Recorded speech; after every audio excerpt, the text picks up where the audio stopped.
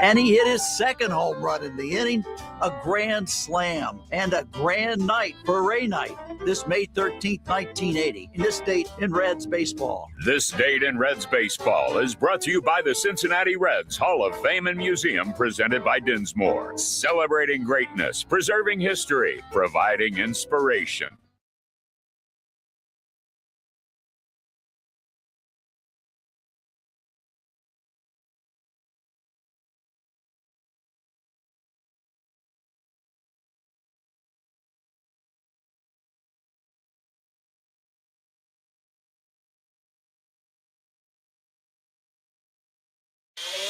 Let's do this.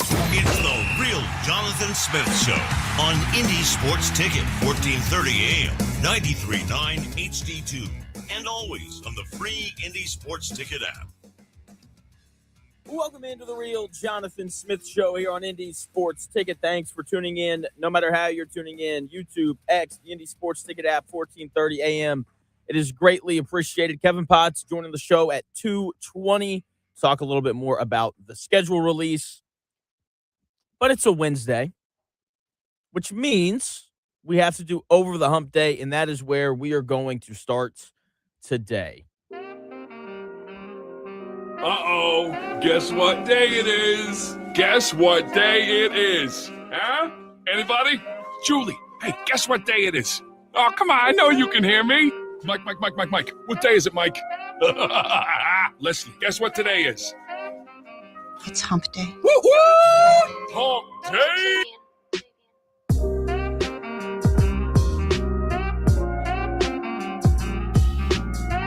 No, as a coach, I gotta get us over that hump. I gotta get them comfortable, knowing that you're gonna be in close games and you gotta make plays coming down the home stretch.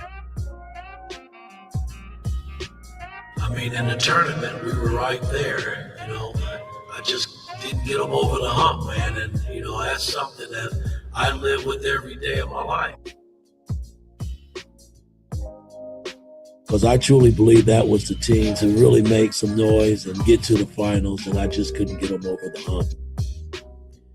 Mike Woodson and his career-long struggle of getting over the hump.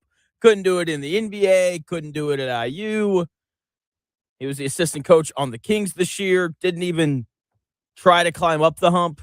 Rough time for Mike Woodson. So the Indianapolis Colts can't seem to get over the purgatory hump. They can't seem to find a way to reside in either heaven or hell. And that would be the best thing for them.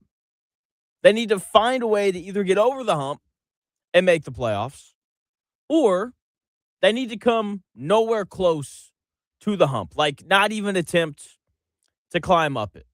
Okay, the Indianapolis Colts right now are like a smartphone that's stuck on factory default settings. It works, makes calls, gets you through the day, but it's never going to do anything extraordinary. Chris Ballard has spent 10 years refusing to download the Risk app, and he's kept the same bubble wallpaper that everyone has. He's got the same boring ringtone and the same results. Now, this year, they finally traded for, the high-end Sauce Gardner camera and the Tyler Warren processor, but they're still trying to run the whole thing on a Daniel Jones battery that's at 12% and prone to overheating. This doesn't look like a playoff team right now this year. This looks like another team that's destined to go 8-9. And I would rather them go 3-14. You could argue that would be the best thing for them. I understand they don't have their first-round pick this year. But if they go 3-14, that would be enough to move on from Chris Ballard. I would hope. I would hope at this point. Okay, now there's still going to be Ballard truthers out there forever, right? They're going to talk about how nice of a guy he was, and they're going to talk about all the talent that he found on day 3, and they're going to talk about how Quentin Nelson taking him 6th overall was just the best draft pick ever. And they're going to swear that he's a great general manager. We can't help those people. Those people, they're too far gone. What we can do, though, is force them to move on by getting rid of Chris Ballard and bringing in some new blood. I think that would be a great thing for the Colts. And when we talk about things being exciting this year for the Colts, I will say I am excited that the Colts have new blood this year in the locker room. There is a clear shift in terms of who the important players are, in terms of who are the guys that are going to be relied on late in games. There's new blood in that regard. Like, gone are the days of relying on Zaire Franklin, Kenny Moore, Kwity Paye, Michael Pittman Jr., and Braden Smith. They're all gone. DeForest Buckner is really the only guy that's still around, and which I don't mind. I don't like the whole, I'll play if my body tells me I can bit that he does. But when he plays, he has an impact, right? So I don't mind that he's still around. But outside of that, the players that the Colts relied on to make the playoffs in 2020, they're all gone. And that's an exciting thing because that group of players didn't win jack squat. Maybe this new regime of pillars, I don't know what else to call them. I don't like really calling them that. But this new regime of guys that the Colts are going to rely on, Sauce Gardner, Alec Pierce, Leatu Latu, Tyler Warren, C.J. Allen, and Bernard Ryman, maybe this is the group that actually is going to win something. I like this group of players. Sauce Gardner has a nice track record. Alec Pierce has had back-to-back productive seasons. Bernard Ryman is a reliable left tackle. And I know everyone's down on Leatu Latu, but he has more sacks than anyone else in his draft class, and he doubled his sack total from year 1 to year 2. If he increases it by a fifth this year, he'll be at 10 on the year. Tyler Warren was a monster last year in his rookie season. I would think that he's the kind of guy who's going to come back a better player. And everyone seems to like C.J. Allen. Maybe this new group of players has the ability to actually make the big play. That was one of the issues with the old regime. When you really needed a stop, when it's 3rd and 4, you're down by 4 with 2.5 minutes to go, you're out of timeouts, you know that the opposing team's going to run the football, you knew Zaire Franklin was not going to show up in that moment. When you needed a big passing completion, as tough as Michael Pittman Jr. was, didn't always expect for him to show up. Now, new isn't always better, but sometimes new is needed. Mark Pope hasn't been some wild success at Kentucky. Things seem to be going downhill. But when John Calipari was there, it was clearly time for him to go. He'd been there for 15 years. It had clearly run its course. And I think same goes for all of those former Colts players that are now gone. Like their time here had just run its course. We had seen more than enough from them. They were clearly descending players, not ascending players. And maybe what the Colts needed was a new group of players to rely on. They are significantly younger than that former group. So theoretically, that should lead to more health. We'll see if that actually happens or not. With that being said, I don't think that's going to be enough for them to get over the hump and make the playoffs this year. But it could be. It feels like a step in the right direction, relying on a different set of guys. Tyler Warren could be a legitimate star. Like we could look up in 3 years and be like, we have the best tight end in football on our roster. C.J. Allen could be a star. Hasn't played it down yet, so it's really hard to say if that's going to happen or not. But, he could be. People seem to really like him.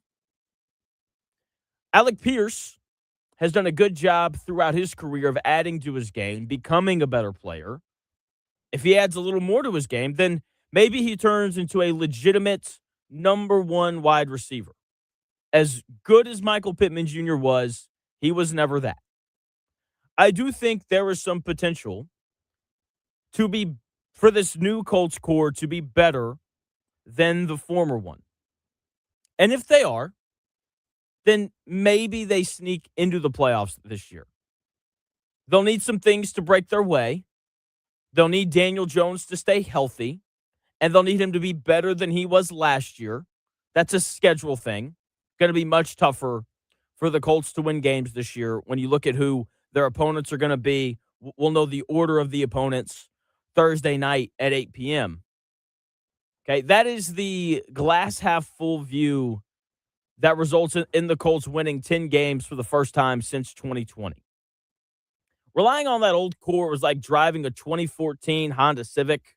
Somewhat reliable, gets you to work, never really leaves you stranded, but you're not going to win a street race in it. This new group, maybe. It's like they traded in the Civic for like a salvaged European sports car.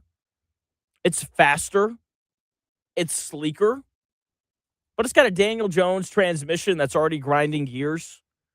So it'll either look like a masterpiece or be sold for parts by week 10. It's going one way or the other. I think this Colts team either has a really nice season, and they by really nice season, I mean they're like a 7th seed in the playoffs. That's a really nice season by Colts standards. Or it's going to go the other, and they're going to go 6-11, and we're all going to be miserable all fall. Now, if they're going to make the playoffs, if it's going to go in the correct direction, Daniel Jones has to look good coming off of the Achilles surgery. That's just a fact. I know everybody knows that. It's something that I'm going to continue to harp on. When training camp comes around, we know that he's throwing.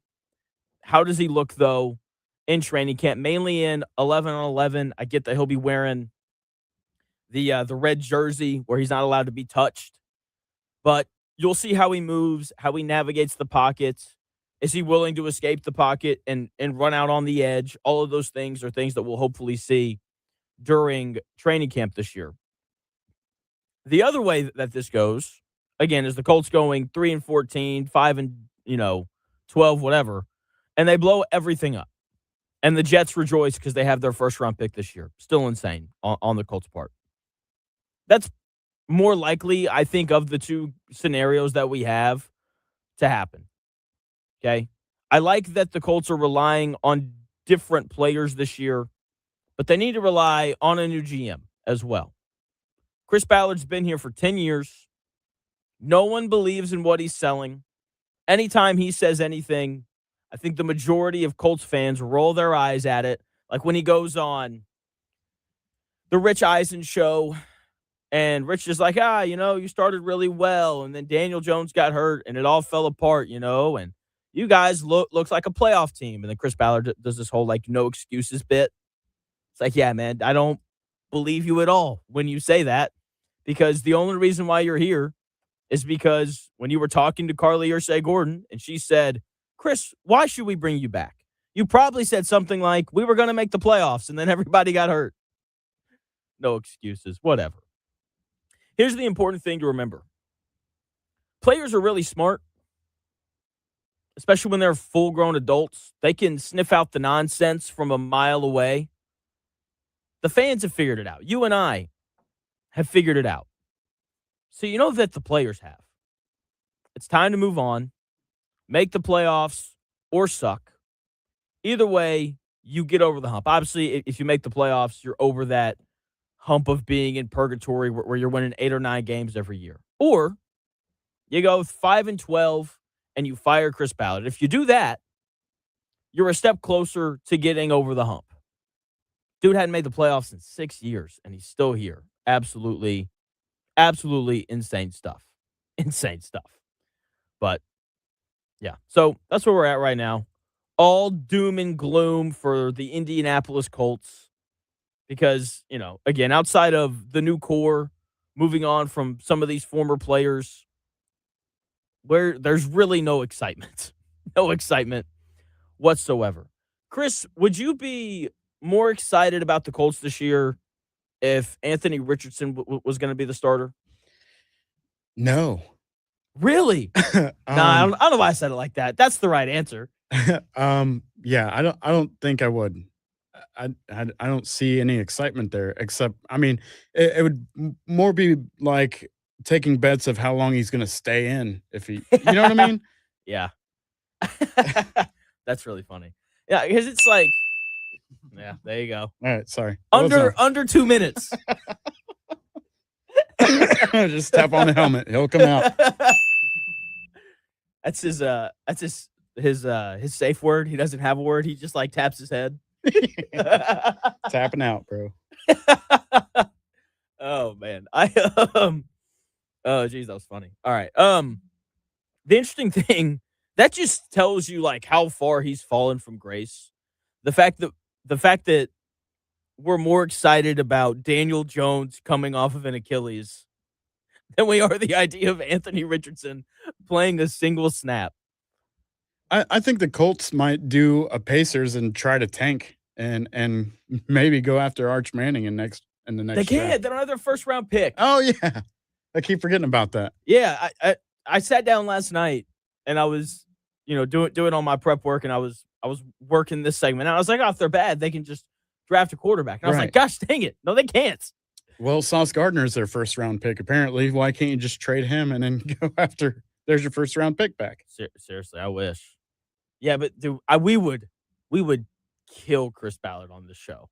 Like you gave him up. We already do. You acquired him for 2 first round picks, and when you send him back, you only got 1. I mean, come on. Just wearing a Colts jersey just immediately decreases your value, apparently. I used to think that about the Jets. No. Like, whenever you go to the Jets, not. it's like the minor leagues of all the teams in the league. Yeah. I mean, all those teams in New York City, because obviously Buffalo's really good. Oh, man. Cold season, man. I mean, are you interested in seeing Anthony Richardson start any games at all? I want to see how Daniel Jones looks first. Like, if we're getting videos of him in training camp and he's like limping around and he's clearly not mobile at all, and you can tell that like the push off of his back foot isn't the same because his arm was average, like not a bad arm, like not like better than Phillip Rivers' arm, but also not like a rifle.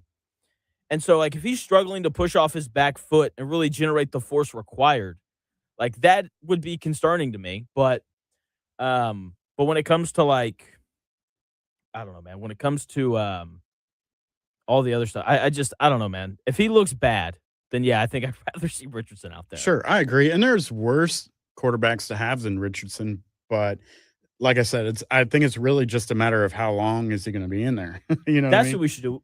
We should make a list of quarterbacks in the NFL worse than Anthony Richardson. Let's see how far we get. Worse than? Oh man. Yeah. Yeah. Okay. I got one. Riley Leonard. Yeah.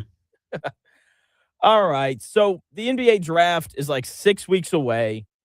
I know that the Pacers don't have their first round pick this year. I don't know if they have a second round pick either. But let's be honest. If they take someone in the second round, I don't think people are going to be like jumping for joy. But I do want to talk about the NBA draft combine because that's going on right now. And I really just want to compare it to the NFL combine because they couldn't be more different. I'll tell you why they couldn't be more different in 3 minutes.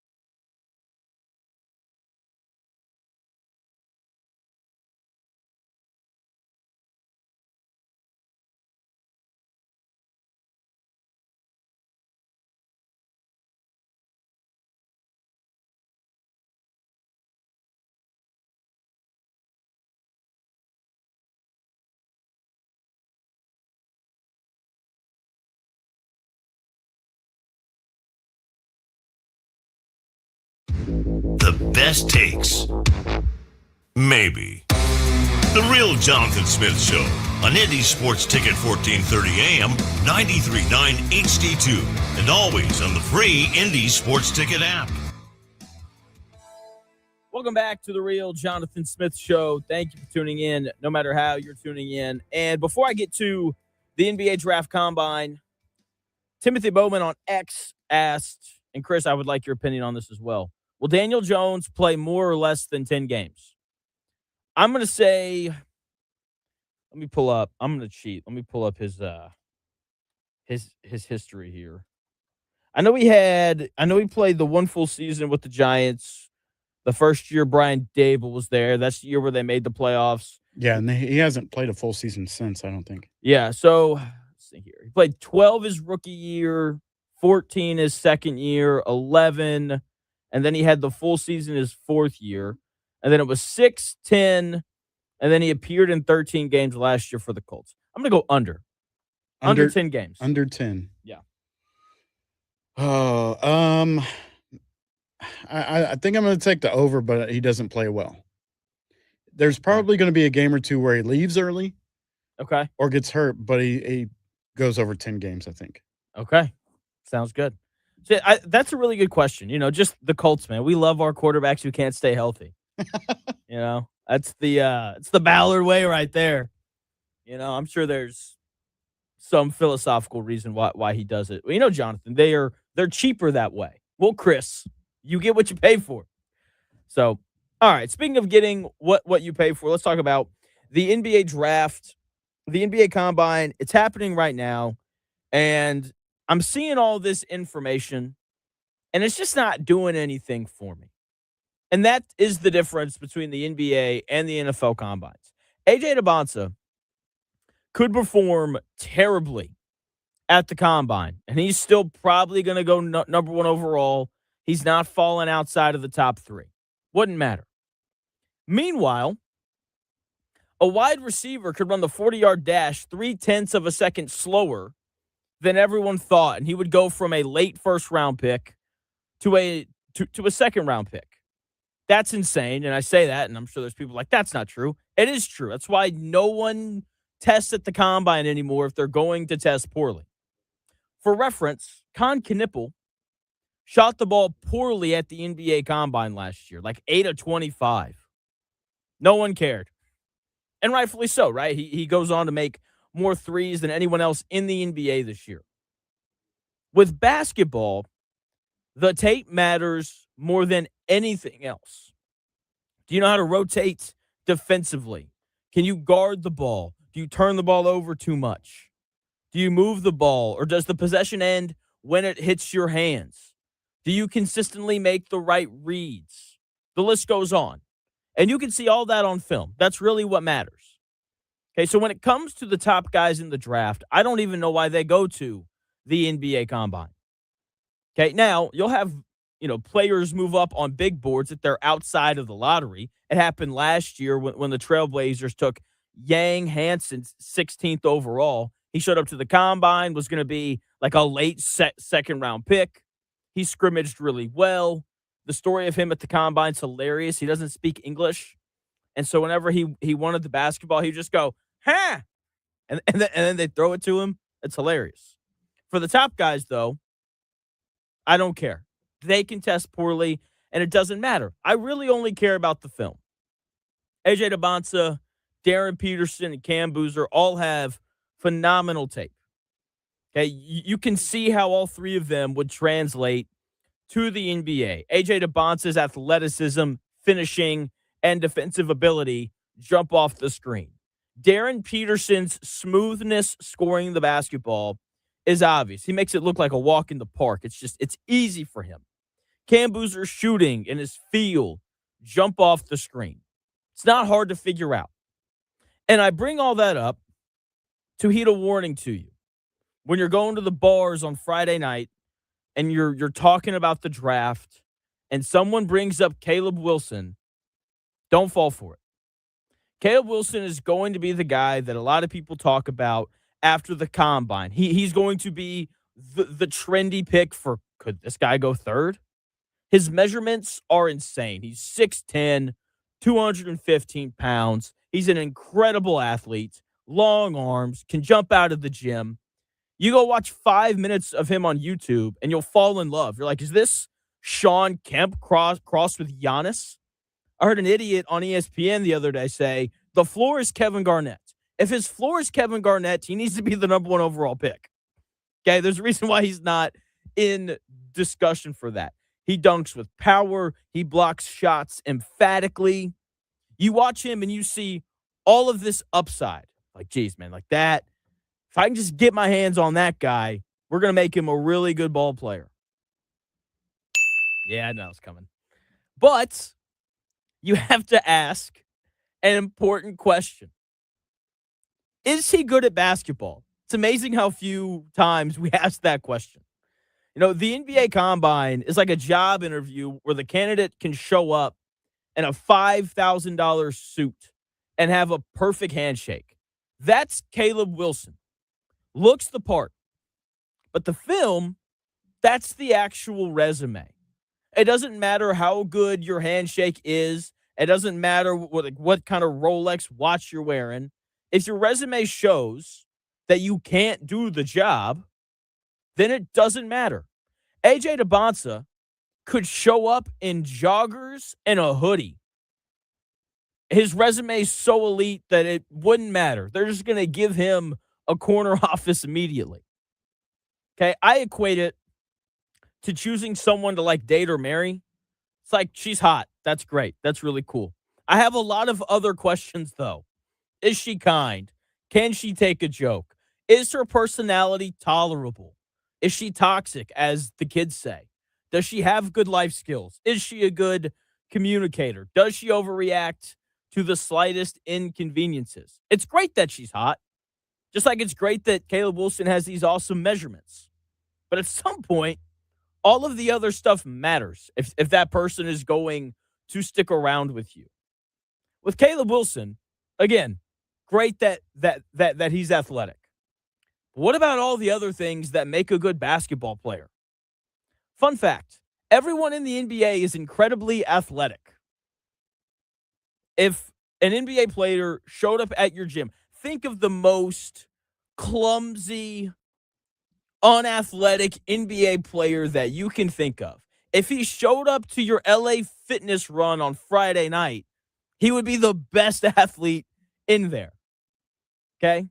You're not going to out-athletic people in the NBA. If you could, then Obi Toppin would be an absolute star. Instead, he's a nice player for the Pacers who comes off the bench and does like 3 things well. So you have to ask all these other questions. Can he pass? Does he have a reliable jump shot? If not, does he project as a reliable jump shooter? Does he understand defensive positioning? Does he take too many risks defensively chasing blocks? Is he disciplined? If he is, can you coach that out of him?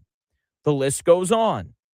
Every year in the NFL and in the NBA, people fall in love with the athlete instead of the football or basketball player, which is what you're actually drafting. We see all these wide receivers come in from college, and as soon as the numbers 4.240 pop up on like the Jumbotron in Lucas Oil Stadium, their draft stock explodes. How many great receivers are there in the NFL that run a sub 4.340? I can't think of any. Maybe, nope, not even him. I don't think there is one. The Chiefs used a first-round pick on Xavier Worthy, and he's like half of a receiver. He's more of a gadget guy than anything else. Happens every year. People fall in love with the athleticism over the actual thing that these guys are doing. Caleb Wilson is going to compete in the NBA, not the Olympics. Now, his athleticism is going to give him a chance to be successful, but is he going to be a star or just like another great athlete in the NBA who plays 20 minutes for you off the bench every night? How you answer all those other questions will answer the much larger question of, can I build a franchise around this guy? Is he good enough for me to do that? Because there's all these videos going around right now of Cam Boozer. and you're watching him do like the four cones drill and all these things. It's like, yeah, that doesn't look great. Like he looks slow. I think he's more fluid than anything. I think he's a solid mover. But anyway, he's clearly not as athletic as the other three guys that are going to join him in the top four. Okay. With that being said, he's the best basketball player. Passes incredibly well, has great feel, has great vision, can dribble the ball. Like, teams would press Duke. Cam Boozer would inbound the basketball, and they would just give it back to him. And he would bring the ball up the floor so he can handle, he can shoot, shot 39% from three. He can post up, he can win with physicality. He's got great touch around the rim. Sure, his vertical's not 42 and a half inches like AJ DeBonsa, but he doesn't need that. We're watching Tobias Harris average over 20 points per game in the playoffs. Old Tobias Harris, who got ran out of Philly.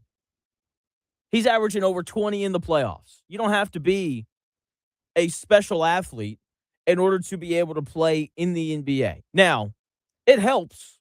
There are some prerequisites if you want to be able to play in the NBA.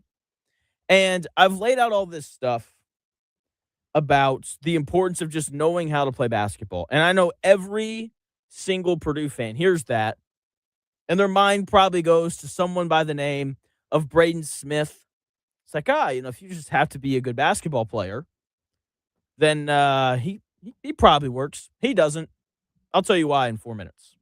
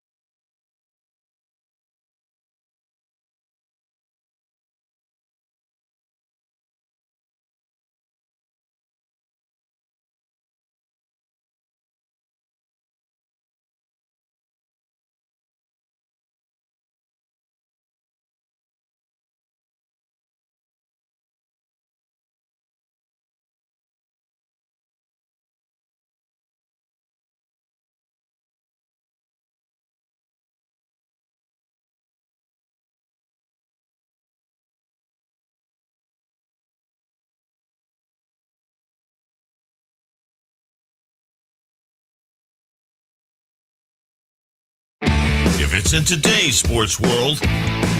It's here.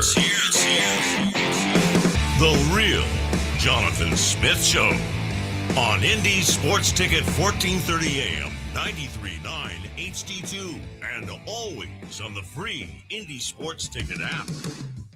Welcome back. Welcome back to the Real Jonathan Smith Show here on Indy's Sports Ticket. No, go back. You sounded tough there. Welcome back. Have you seen Phineas and Ferb? Yeah. I sound like Candace when she gets around parsnips. That was good, dude. If anyone's seen that, I don't know. Welcome back to the Real Jonathan Smith Show. Thanks for tuning in, no matter how you're tuning in. Coming up in 23 minutes, Chris will embarrass me live on the air by asking me questions about bands that I have probably never heard of.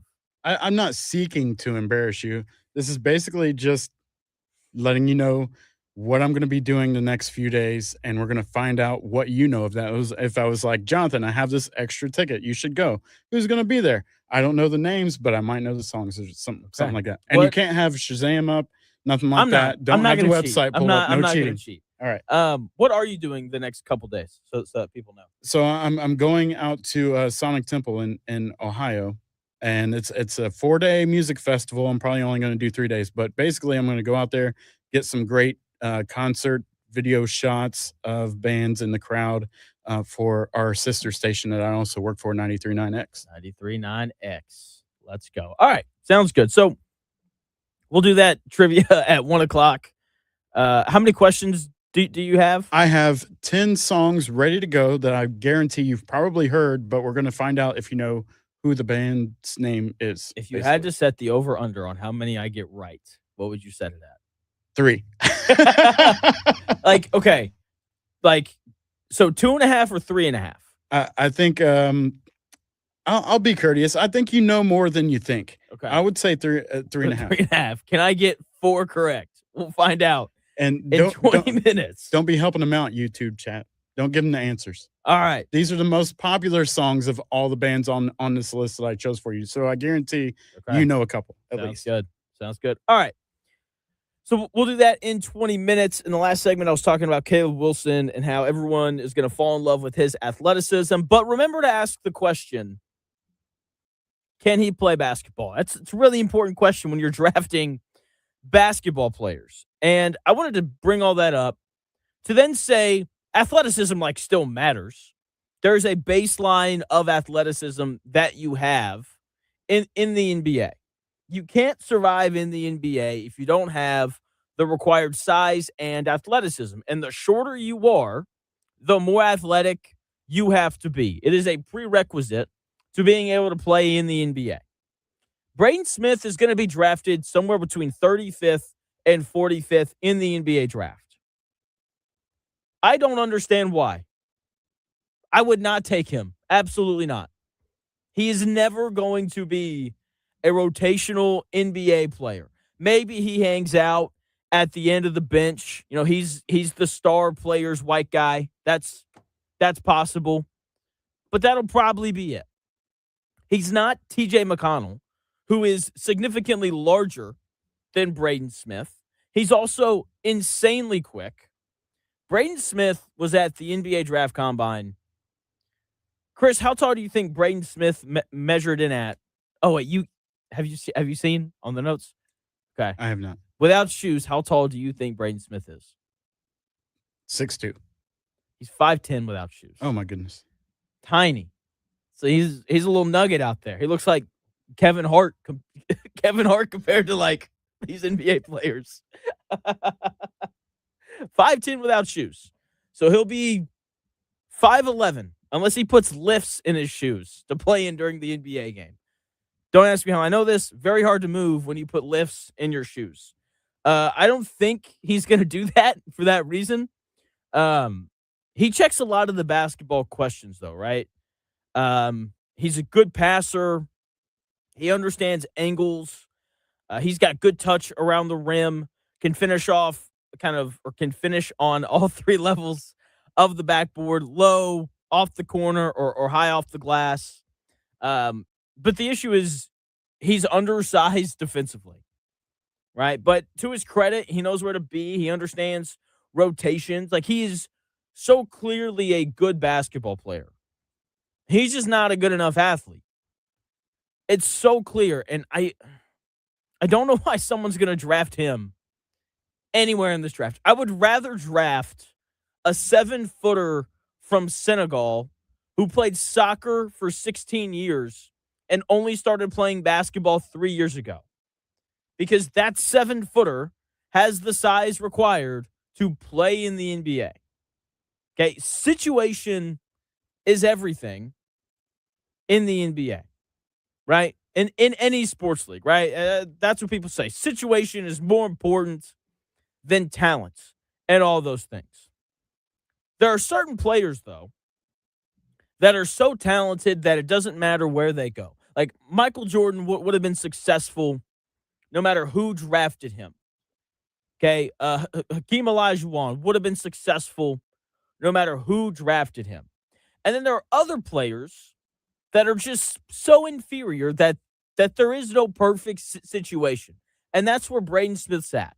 He could be drafted to a team that has no point guards on the roster. Still probably wouldn't play.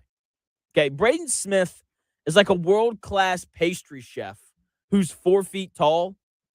He knows every recipe. His technique is flawless. And his basketball feel is like Michelin star quality. But the NBA is a kitchen where all the counters are 6 feet are 6 feet high. They don't have any like stepping stools in those kitchens either. Doesn't matter how well he can cook if he can't reach the stove. Okay, like, you want to believe that the skill will overcome the stature. But at a certain point, the physics of the kitchen just don't work in his favor. Also, stylistically, I don't think it works. He's not going to be the primary ball handler on any team in the NBA because everyone just runs their stuff through their best players. There's not a team in the league who's going to be like, hey, Braden, why don't you run our offense for the next 6 minutes? Not going to happen.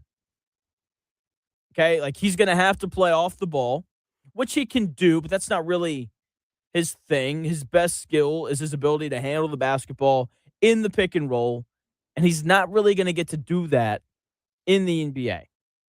The other question I have is, who's he going to guard? People are talking about Darius Acuff as a guy who might be too small to survive in the NBA. He's 6'3" with no shoes on. He's 5 inches taller than Braden Smith, and there are people who think that Darius Acuff might be too small to play in the league. I just don't see a world where Braden Smith is an NBA player that consistently gets minutes. Find that super hard to believe. He's going to get drafted, but ultimately he's going to have a really nice career overseas in Europe because he's a good basketball player. He's just not an NBA athlete. And the guys who aren't NBA-level athletes usually wind up playing in Europe. He'll make a bunch of money. He'll probably play for, like, Barcelona or something like that. And he'll go on a podcast and talk about how basketball over there is better than basketball over here. And he'll be wrong, because that's, for some reason, a thing that American players like to do that play for Barcelona. So, Braden Smith, NBA draft, laughable. All right. Tonight, I think I'm going to do it, Chris. I think tonight I'm going to stay up to watch the Fever and the Sparks, which doesn't tip off until 10:30. You are absolutely lying right now. Here's why, okay? When I was in college, I did a long segment comparing Baker Mayfield and Lamar Jackson after their rookie seasons, okay? So Baker Mayfield has this really impressive year one. Lamar Jackson plays like 7 games. Offseason comes around. Baker Mayfield goes out, and he films all these wonderful commercials. I don't know if you guys remember the progressive commercials where he's like living in the stadium. Funny. They were great, right? Meanwhile, Lamar Jackson like worked on getting better at football. And from the second years in their careers on, I don't think there's really been a question as to who the better quarterback is. It's clearly Lamar Jackson. So with Caitlin Clark, commercials are cool. Those companies pay her a lot of money, I'm sure. But at some point, like, you have to work on your game. And tonight, the game's being played on the USA Network. I'm pretty sure I have that channel. I'm going to watch the game tonight, and I'm going to count. I want to see if Caitlin Clark has more turnovers or if she's in more commercials tonight. Interesting. I think that's what I'm going to do. That makes sense. And it's like, she's going to turn the basketball over like 5 or 6 times. So she's going to have to be in a lot of commercials, but I think the commercials might beat it out. We'll see. Can you name off the top of your head a Caitlin Clark commercial right now? State Farm, where she talks to the pad on the goal. I don't know if you know what I'm talking about. I don't think I've seen that one. There's that one. There's the State Farm commercial where she does everything from the logo, which is a bad premise because when she shoots from the logo, she never makes it. I mean, seriously, like she pulls up from 35 feet. Also, the Fever logo, way too big. Like it's from the logo. It's like, what do you mean? It's one step back from the 3-point line. The logo takes up like the whole court. You think that's why they did that? They made it bigger so she could be like from the logo all the time. Maybe. That's smart if they did. And then you got State Farm, who she's like, it'd be easier if I could do everything from the logo. If you did everything from the logo, you would never get that pickle jar open. It wouldn't happen. Yeah.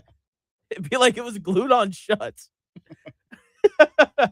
Seriously. Good point.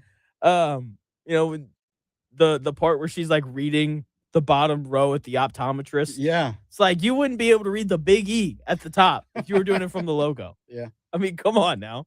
You shoot like 30% from 3. I mean, wishful thinking, I guess. Seriously. I just like the idea for the commercial, really good. She's also in the I guess it's mainly she's in the Gatorade commercial where like they do the weird blue sweat thing. Oh, this broke. What are you doing over there? I don't know, man. What? You got to be kidding me. You just have to hold it. Yeah, I'm going to hold it like this. You can use that other one. For the rest, that's probably what I'm going to have to do. Yeah, here, let's do that. Rick's going to be so mad at me.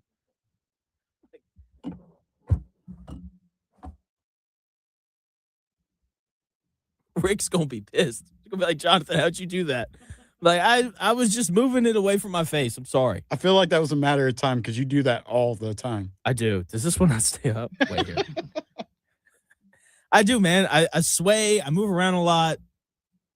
I got to get my steps in somehow, right? I'm not mad at you, bro. We I'm need not to get you worried like about a fidget you. spinner or something. Seriously. There was someone in the YouTube comments yesterday who's like, quit touching the mic. I was like, I don't know what you're talking about. I say as I touch the mic for the 7,000th time in this episode. Or in this show, excuse me. This is way clear. I should have been using this mic the whole time. That's what I said yesterday when I was on that one. It's kind of bizarre. All right. Yeah. But yeah, I when it comes to Caitlin Clark, how about like less commercials and more wins? I mean, the expectations this year are only like sky high. People are only expecting for you to compete for the WNBA finals. How about you come back and not turn the ball over 5 times a game? Is there over under on the commercials for tonight? Like how many are you expecting? I haven't watched a WNBA game this year. And you know that there's more Caitlin Clark commercials during the WNBA games than there are like normal basketball games. And so I think it'll be like, I think 6.5 is probably a good number. That's fair. Because like you have her Gatorade commercials. She's in some Nike commercials.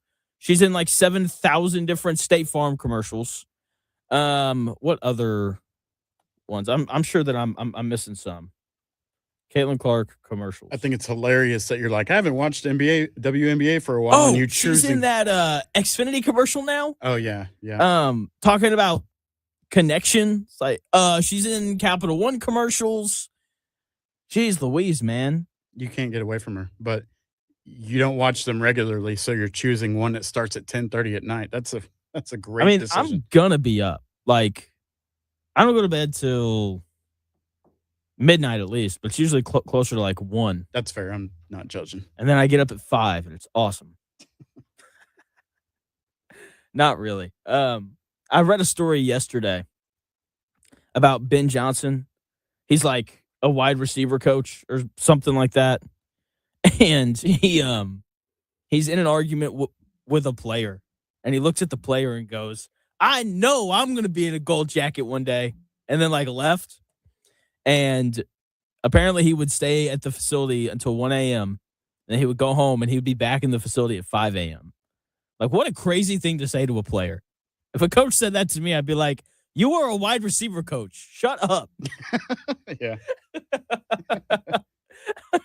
At that point, it's like, bro, you're coaching tight ends as a 5'9" guy who never played tight end. I don't think this is going the way you wanted it to. Right. I'm with you, Hossie. I'm in bed around 10 myself, or I try to be. 10 p.m.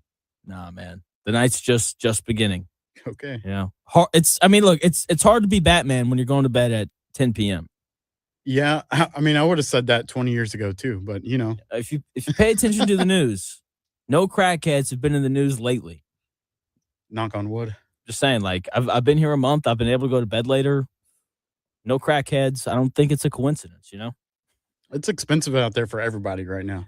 It's expensive. Crackheads don't have gas money. The inflation on crack is just, it's sky high. Oh, man. But back to Caitlin Clark. Oh, what? Weird. I don't know if they can hear that. I don't know. Yeah, this part. Are we good? We're good. I don't know if the online audience can hear that, but we get that annoying. They didn't even do the whole, like, this is a test thing. Yeah, it was just testing to make sure it works, I think. It happens, and it's so loud in here. I know it is. Buzzard, what's going on? Holy crap. I can hear again after that, after the hurricane warning or whatever that is. All right, so somebody that's actually watched WNBA. So I was at that first game, and I go there for work. We've got work tickets and all that kind of stuff. Caitlin Clark's got some crazy back brace, heating pad, all kinds of stuff. But what was weird about watching, I don't think she's had like supposedly a surgery for nagging injury. I don't think her back is right. Okay. And when she went in the lane, what looked like, she takes a lot of contact. When she went in the lane, she could have easily went up into contact and got a layup. She chose to pass out of what should have been layups, like and ones. She was purposely choosing to not have a lot of contact driving to the bucket. So I don't think she's right. Okay. Hopefully she can get right, but her facilitating to Aaliyah Boston is awesome. Her passing is awesome. You had touched on that, but I just don't think she's physically correct. And I'm not sure if she will be. My prediction would be that, she's got some on and off issues and may have a down year and she needs to get it figured out. Okay. With her back. Not her fault, but with her back. That's good to know. I'll ask you though, Buzzard. Do you think we see more commercials tonight during her game, or do you think she turns the ball over more? Man. I think more commercials, because you just can't beat the amount of commercials. No. It's insane. Hey, I do have a very random topic for you guys to potentially get into. So somebody should remain nameless. That's the oldest son in my household that went to prom and got caught with something that he shouldn't have been doing, as in drinking for the first time ever. First time getting caught or first time drinking? Caught. Okay. So I had the fun moment of, okay, what do I do with this type of thing? So I put him in, we call it the timeout step for my 5-year-old. I put him in the timeout step with my 5-year-old, and it was absolutely hilarious. That is funny. For you and Chris, maybe the most embarrassing thing as far as the first time that you got caught by your parents for like drinking or whatever, and what was your punishment? How did they react? That would be something I would like to hear. Okay, we'll probably do that at 1:20 because Chris is already laughing. Because at 1:00 we got to do trivia, but at 1:20 here, I'll write it down so that we do it. It's a great topic. All right, I'm the idea guy. Sometimes they suck, sometimes they're good, but I'll talk to you guys later. Right on, Buzzard. See you later, Buzzard. I love random topics. Hey, me too. It's the summer. Someone just commented WNBA talk, like a little eye roll emoji. Probably means we need to It's not really WNBA talk. It's Caitlin Clark commercial talk. That's really what it is. But Yeah, hey, it's still local. we went a little over there. We're going to throw it to Chris now for our sports update, and we will do trivia at 1 o'clock. Thanks, Jonathan. Here's what's trending this hour in Indy sports. The blackout has been lifted for the 110th running of the Indianapolis 500 as it is officially sold out. So that means if you don't have tickets, you can watch it live from your couch on Fox 59 on May 24th. Catherine Legg will become the first woman to attempt the double, quote unquote, racing in both the 500 and NASCAR's Coca-Cola 600 that happens the same day in North Carolina. The Indianapolis Colts are heading to London as the 2026 international schedule was announced this morning. They'll be playing the Washington Commanders in week 4 on October 4th. Again, that'll be in London. So probably a 9:30 a.m. start, I would probably guess there. And as we mentioned, Fever are in LA tonight for a game with the Sparks. That tip-off is scheduled for 10:30. Caitlin Clark fully cleared to play in tonight's matchup. We'll see how she does. That is all for this hour at the moment. More to come on the Real Jonathan Smith Show after the break on Indy Sports Ticket 1430.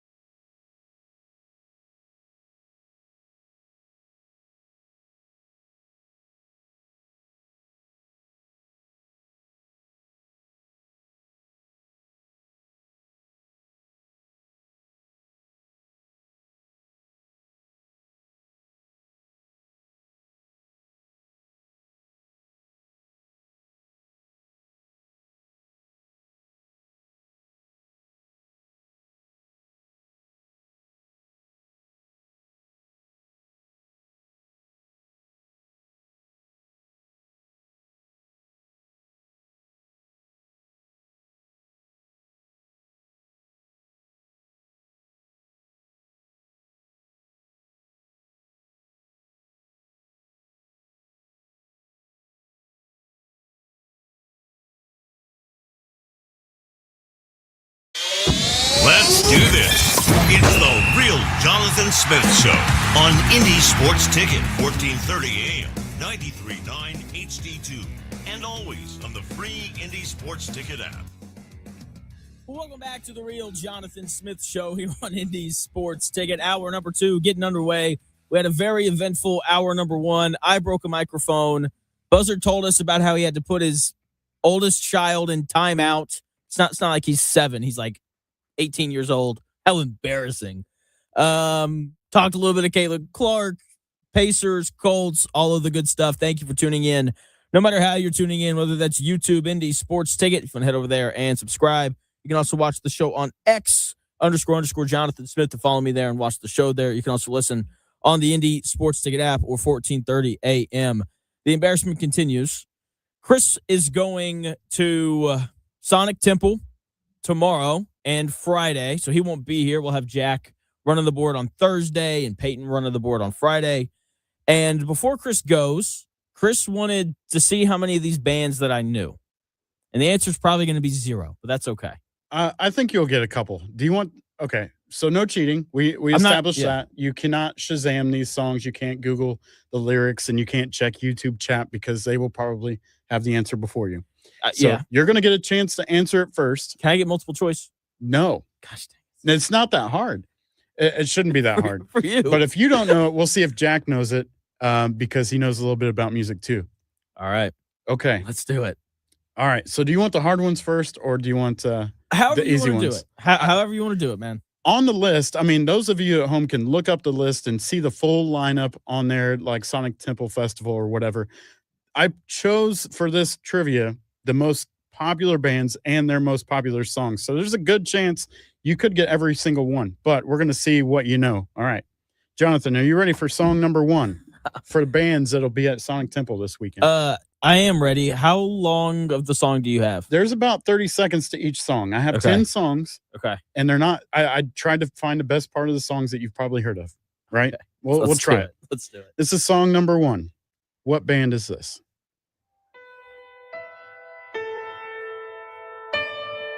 When I was a young boy, my father took me into the city to see a Never heard this song before. band.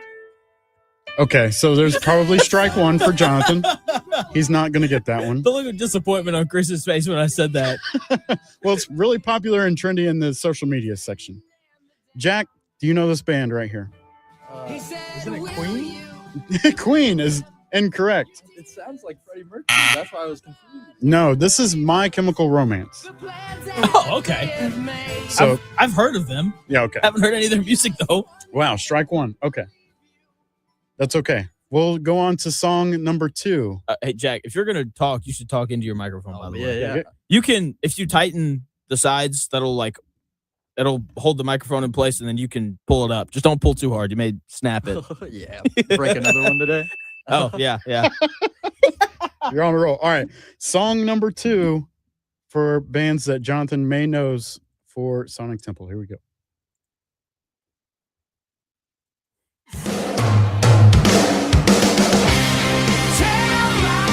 Oh, this is I love this song. I listen to it a lot. This is Shine Down. Shine Down is correct. They're gonna be. I may have to go. We may have to get if they're gonna be there.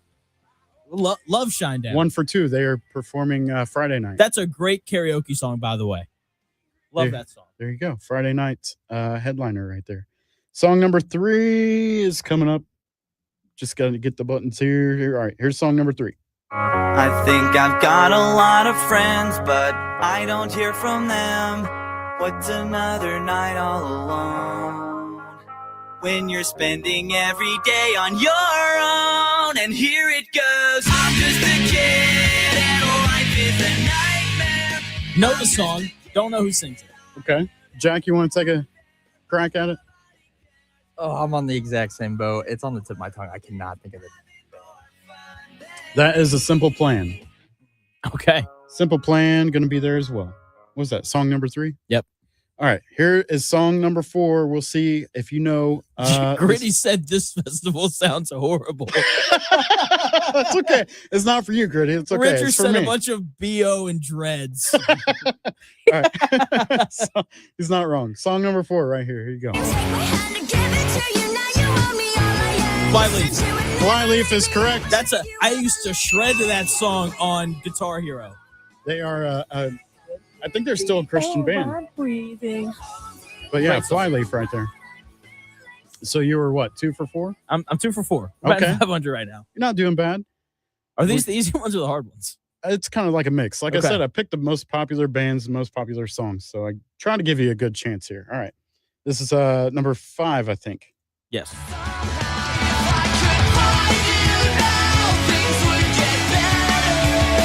No idea. I have no idea. I'm probably gonna be worse at this than you, Jonathan.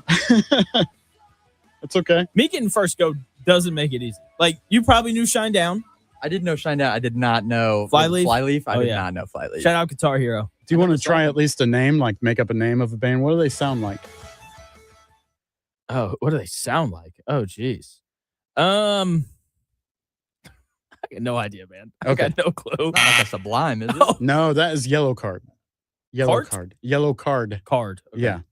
All right. Okay. That was number 5. Yep. All right. Here's number 6 on the list.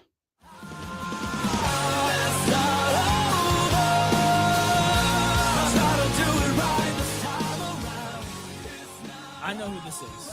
Okay. I don't know their name. I know who this is, though. It's just one guy's name that has a band. Think American Idol. Oh, jeez. I want to say Daughtry. but Daughtry is It is correct. Daughtry. Let's go. There you go. Chris Daughtry going to be a part of the festival this weekend. All right. How many you got right?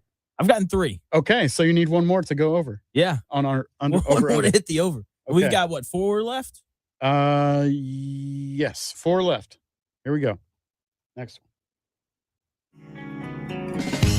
It's been a while. Oh, this is such a good song. I'm trying to think who sings it, though. And it's been a while since I first saw you. I don't know who sings this. You want to try? It's a great song, though. I don't know the band. It sounds like a Nickelback, but it's a Nickelback sound I alike. think all dad bands sound like Nickelback. But the singer also does country music now. This isn't Post Malone. No. That is Stained. Aaron Okay. Lewis and Stained. That's a great song, though. There you yeah. go. All right, 3 to go. How many you got right? 3 still? 3. Yeah. I need one more to hit the over. Okay. 3.5 is a good line. All right, here we go.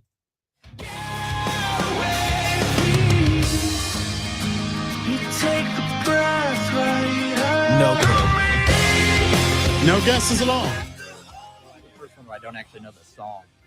Okay. That is Breaking Benjamin. Okay. If you've ever heard of Breaking Breaking Benjamin. $100 bills. Let's see. Okay, 2 to go. Ready? Hold on. I'm trying to multitask here. Yeah, no, all good.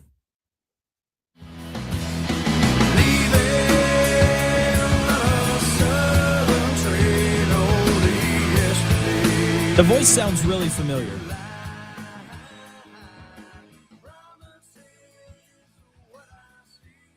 Absolutely a dad rock festival now that I listen back to it. Nickelback. It's not Nickelback. Jack, you got him? I know all of these songs like word for word. I cannot think of any of the bands. That is Stone Temple Pilots. No, STP. They obviously have a different singer now because that singer that was in that song has passed. But the singer they have now is like a clone of the original. Anyway, last song. You have 3 correct. You need this I one need correct one more. to I need one to more go to hit the over. over. Okay, last one. Here you go.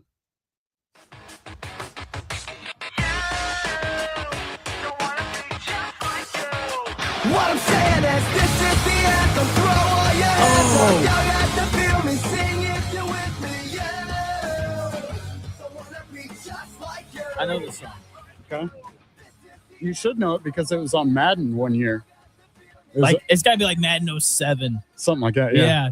This is an old. That's where I know it from. The issue is 7-year-old Jonathan was not paying attention to who wrote these songs. No fair. idea. That's fair. You I giving got up, no idea. Jack? Yeah, I'm giving up. All right. That is Good Charlotte. Good Charlotte. That is all the songs I have. I got got three.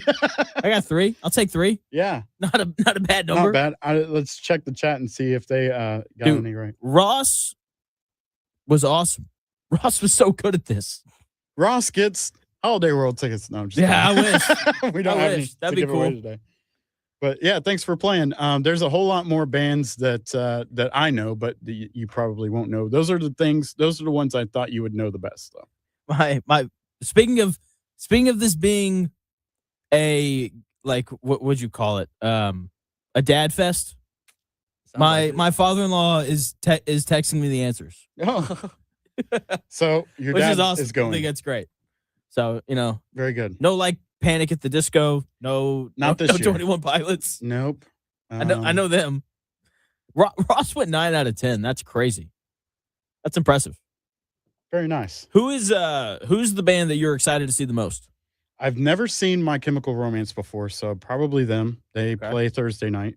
But I have friends in a band called Soil. They play Friday afternoon, and I'm probably going to hang out with them most of the day. Oh, you're doing the interview with them, right? Yes. Oh, let's go. That's awesome. Love that. So there you go. Okay. Thanks for playing. sick, dude. Thanks for putting it together.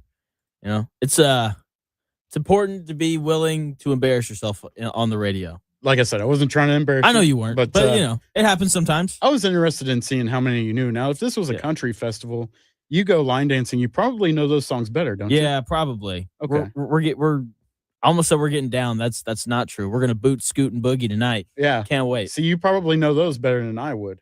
And I'm Probably. a DJ, like out and about. I don't know. I feel like a lot of what do you call it? A lot of like karaoke songs are country, so I feel like you'd be okay in that regard. Yeah, sure.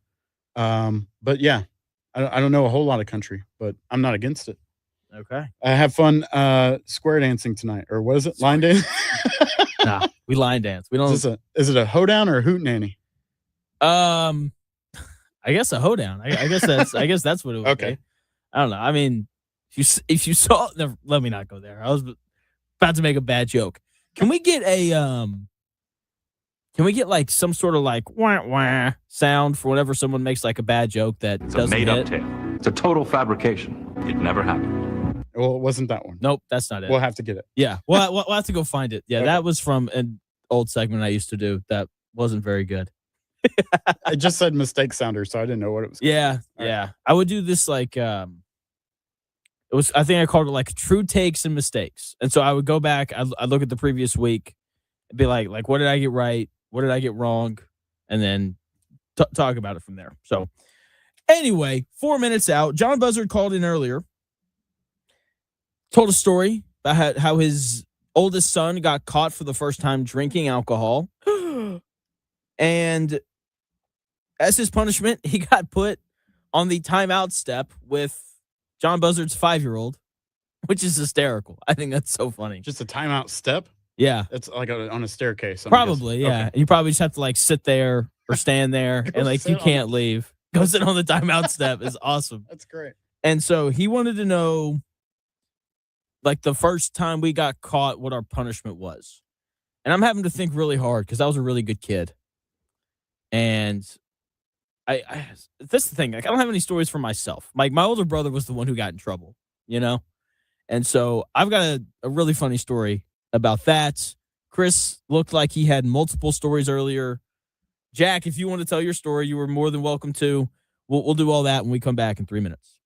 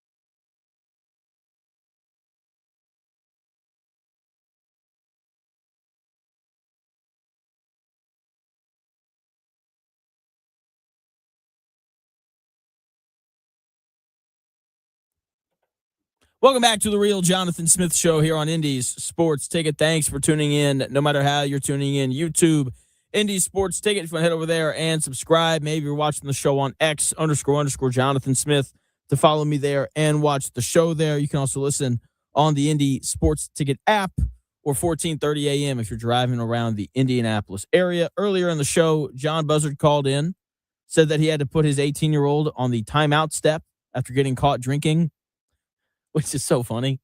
And he asked the gang in here, because there's three of us today. Jack training on the board. He'll be in tomorrow. Chris and I. What happened the first time we got caught doing something we weren't supposed to do? I don't have a great story for this. Would one of you like to go first? If not, I can tell a semi-adjacent story. Yeah, I'll go first. So I graduated high school around 6 years ago. But my last year, I decided to go out with a big bang. I was in rural Nebraska, so we had probably around like 70 kids per graduating class. Okay. So I was on the football, basketball team because there's nothing else to do. Invited everybody on both teams in when my parents were gone for Memorial Weekend. And so they were down in Kansas camping. I had all these people out. And it got a little bigger than I thought. And when they came home, they found like glass in the pool, like all their liquor in the basement was taken because I couldn't keep eyes on everybody down there. So they came back and there was like a hole in the pool liner. And so they were rightfully pissed. So I just thought whole summer couldn't really do much. And it was COVID, the year after COVID. So there wasn't really much to do anyway, but sit in my house and think about my wrongdoings like a timeout chair or a timeout Timeout step. That's crazy. Did they make you like pay them back for the liquor? Oh yeah, I had to pay back. I had to refill like their whole fridge. I had to help them like fix all the pools and stuff. But I mean, it was kind of one of those things where I was one of those kids that didn't really do anything like wrong in high school. So like when we got on Zoom calls with all my family afterwards, they were all holding up like free Jack signs, like That's I was funny. in jail or something. That's awesome. So it was like kind of no harm, no foul. Nobody got hurt, anything like that. But yeah, don't drink in high school. It was a bad idea. I'm assuming we're not sharing jail stories. Like these are not like You in have jail trouble with stories? the law. I have a jail story, just one. You got to tell that. You got to tell both now. 'Cause That's technically I fascinating. got caught, but it wasn't like from my parents, right? Okay. So this was the night before my buddy got married. We were trying to have a little get together, bachelor party or whatever. We were 20 years old, and we were drinking a little bit. And the cop showed up because the music was loud. And once you open a door, they kind of have, I think, probable cause or something, right? Yeah. So needless to say, everybody at our little party went to jail that night, the night before my buddy got married. And it was a Friday. So usually, if that happens, then you have to wait till like Monday to see a judge or something, right? Oh no. But they got us all out in time. But we all thought it was a joke until we got downtown and they, pulled us out of the wagon and started fingerprinting us. And we were like, okay, this is really happening. This isn't like some joke that It's somebody been jokes. we all went down, handcuffed together, and it was all funny until we got in the drunk tank in Marion County downtown. And we made it out in time for the wedding, all of us, because we were all like either in the wedding or, whatever. Needless to say, that wife was not too happy on her wedding day. I'm sure but she wasn't. they are still married today. So Good. That's good. those are my friends. That's good. I don't know. Like I'm like Jack. Didn't really do anything in high school. I was really boring. I still think that I am boring. Like like I played baseball and had a job that I had to work on Saturdays, and that was pretty much it. Didn't really start drinking until I got to college, but never got caught. Which is good. I think the only story I don't have anything like that really. I think I've got a somewhat funny one where my older brother was like the wild one, and he did something. Don't remember what it was, but my mom not happy. And my mom was a stay-at-home mom, so when we got in trouble, we dealt with her. Like when my older brother and I were like kids, like 7 and 8 years old, our dad walked in one time to spank us, and we like high-fived. And then he went and got my mom, and we freaked out. Wait. No. You were high-fiving because you were getting spanked? By my dad. And then he went and got our mom. We were like, no, please no.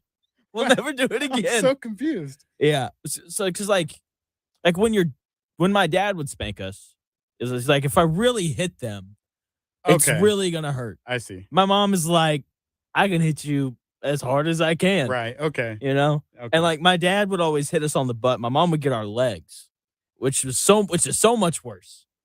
And so my mom was the one who did a lot of like the disciplining. And so I'll never forget, man, we're in high school. My brother does something. I don't remember what it was, but he's like 17 years old. And my mom goes on the best rant I've ever heard. She goes, Caleb, do you know what I'm going to do? She's like, I'm going to go in there. I'm going to get your dad's belt. I'm going to spank you. And then I'm going to post on Facebook about it. I'm going to post, I spanked my 16-year-old son today for, whatever thing that he did. And it was like 5 minutes of that. It was so funny. It was hilarious. So there's a video out there of you guys getting spanked? Is that what you're saying? No. There's not. She was just going to like post a long like eyewitness report of like, I had to spank my oldest son 3 times because he did yada, yada, yada. Wow, that would be embarrassing. That would be so embarrassing. That would be terrible. She didn't do that, by the way. She calmed down, thankfully. And that was pretty much it. But yeah, I'll never forget that. I'll never forget when she called my older brother, Caleb, a jackass. And he looked at her and said, "Oh, so we cuss in this house now." And then like the roof came off that place. My mom was so heated. Oh no. And yeah, those are 2 things I'll never forget. Okay. So those are stories that'll be told like at her funeral. It's way, way, way down the line. So did you have a timeout step? Like, did you guys have a corner? Like, go find a corner or anything like that? Timeout was not a thing in my house growing up. It was go to your room. I'll be in there in a few minutes. Oh. And then my mom or dad would come in with the belt. And when my dad would come in, it just took forever. So you're sitting there and it's like, can you just spank me already? Like, because his thing was like, if I'm not going to hit you as hard as your mom, like, I'm just going to draw it out. He's going to like get like down on a knee, like at your eye level. Be like, Jonathan, do you know what you did wrong? Like, yeah, I'm not supposed to hit my sister. Can you spank me now? He'd be like, no, we really need to talk this through. And so he would just drag it out, and then he'd spank you, and you'd want to be done. And then he'd talk to you for another 5 minutes. It's like, Dad, can you just leave me alone now? The build up and the talk probably added to the pain. Yes, I'm sure. It does. You're just sitting there. You're just anxious. You're like, I just want to be done. Yeah. And then, not my mom, though. She would just come in, like, put your hands on the bench. Oh, no. And then she'd storm out. It's like, okay. Thanks. That sucked. Your mom seems so sweet, though. I've never met her, but She from is, what man. I've heard, she sounds like a sweet lady. She's got a, I don't know how to put it. She's she took discipline seriously. Let's put it that way. Okay. Would you have rather been a belt family or a wooden spoon family? Oh, we got hit with everything, man. Bare hand, wooden spoons, belts. The worst is when you get the spoon and then the chili made that night was from the same spoon. Oh, man. That's the worst part. Insult to injury. Like, the chili hits a little different now. In our house, my mom was, it was a paddle. Like what you would cut meat on or something, a wooden one, not like, you know what I mean? Yeah. It was a big, heavy wooden paddle about yay thick.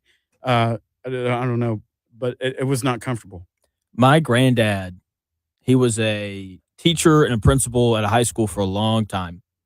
And this is when you could like paddle kids when they would when they get in trouble. He said he would cut holes in his paddle, like poke holes in it. And he's like, you'd hear her whistling. Through, and he just add some resistance to the speed or something. Fun story. My old elementary school, they were doing repairs, and in the wall, they found one of those paddles with the like holes drilled through, and the old teachers that had been there throughout the years said, I remember using this back in the 80s. That's hilarious.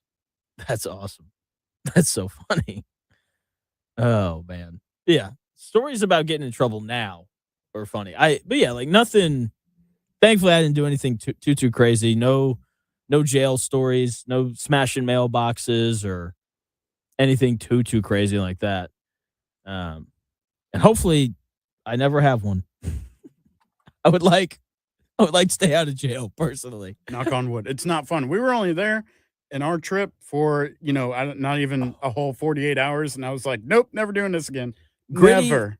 Gritty, I meant to read your text earlier. Thank you for putting it in the YouTube chat. Gritty said that when she got caught drinking in high school, her mom tore up her Motley Crue ticket. Oh, what? That's brutal, man. I mean, Gritty, what your parents should have done is bought one more ticket and been like, you need adult supervision. Yeah. I don't know. That's maybe crossing the line, tearing up a ticket like that. Cause I know. Well, who bought it? Like, if her parents bought it for her, probably more okay. But if she bought it, like worked really hard and bought it herself, and that's probably different. I guess like that would probably be the equivalent today of like Morgan Wallen, who was just here for an example, right? We're talking like at that time, that probably felt like a $500 or $600 ticket. And that was very like, that's the last thing you want to lose if you get in trouble, right? Like you can take anything, just don't take my tickets, right? To quote John Buzzard, that's way worse than the timeout step. Okay. You asked me this earlier in the week. You were like, would you rather pay $500? Like, would you pay $500 to sit in the nosebleeds at Lucas Oil to watch Morgan Wallen? And I said, no, I'd rather take that money and do something else. Sure. Would you rather pay $500 to watch Morgan Wallen or put that money towards going to London to watch the Colts play the Commanders in London? Personally, since I'm not a country fan, I would go to London because, It's whether London. whether the Colts win or lose in London, it's London. What about you, Jack?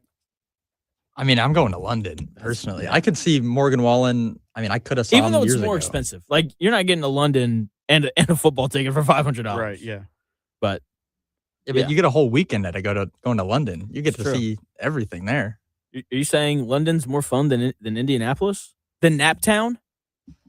Yeah, that's a hard decision. Just by a little bit, though. You know why Indianapolis is called Naptown?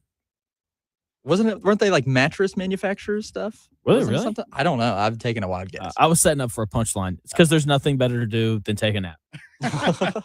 See, I'm That's just gullible. the truth. I thought Jack was telling the truth. I was like, I've never heard I was that. like, that's interesting. Really? All those mattress firms that don't have anybody in them coming from here. Yeah. We launder money in this state, Gritty's saying that her parents bought the ticket for her.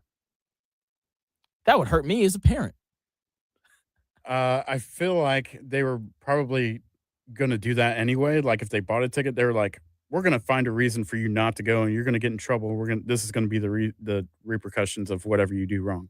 Because initially they probably didn't want her to go anyway. Back then, like Motley Crue was like, yeah, that's devil music. Don't, Okay. don't bring that in my house. It was the Girls Tour? Yeah, sure. Okay. Is that like the height of Motley Crue? Is that... I mean, that sounds like probably like late 80s, early 90s, probably the latter. But whenever they were super hot, hotter than anything else on earth, it was like, the Motley Crue and probably Def Leppard, Guns N' Roses, all the big hair bands, Yeah. Big hair their high bands. point. Yeah. That's a good way to describe them. Okay. All right. There you go. Don't, if you're a high school kid listening, don't get caught drinking. Unless your parents don't care. That's what it was like where I grew up at. Like, parents just didn't care about their kids. It was really sad. So if you had kids now and you were in Buzzard's shoes and they got caught drinking at their prom, what, knowing our punishments collectively, what would be your punishment towards your kid? Belt. Belt. Absolutely. Without hesitation. Belt.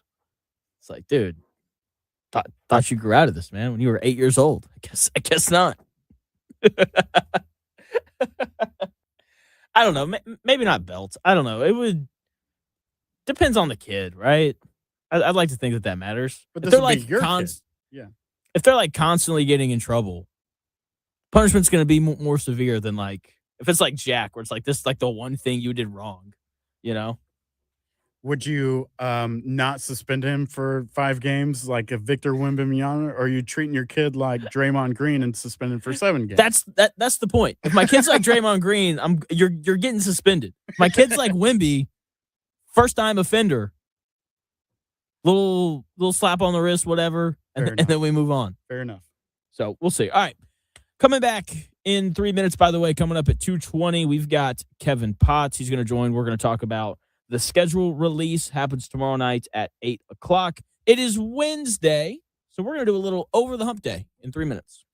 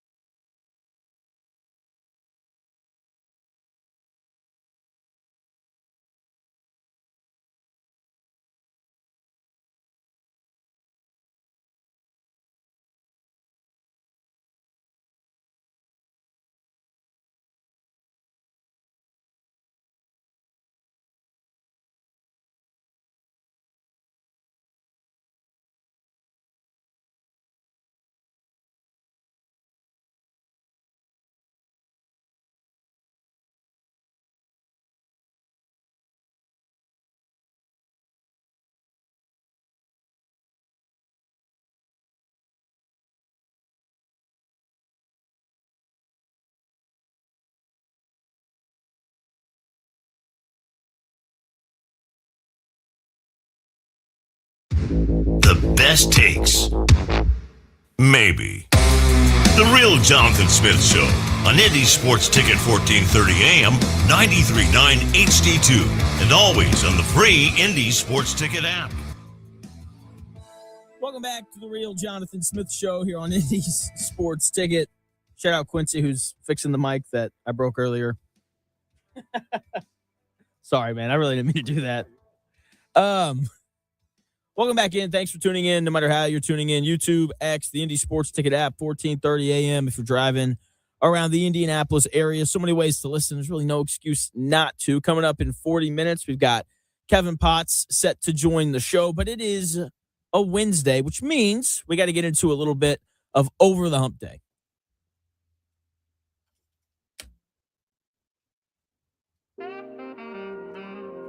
Uh-oh, guess what day it is? Guess what day it is? Huh? Anybody? Julie, Hey, guess what day it is? Oh, come on, I know you can hear me. Mike. What day is it, Mike? Leslie, guess what today is? It's hump day. Woo-hoo! Hump day!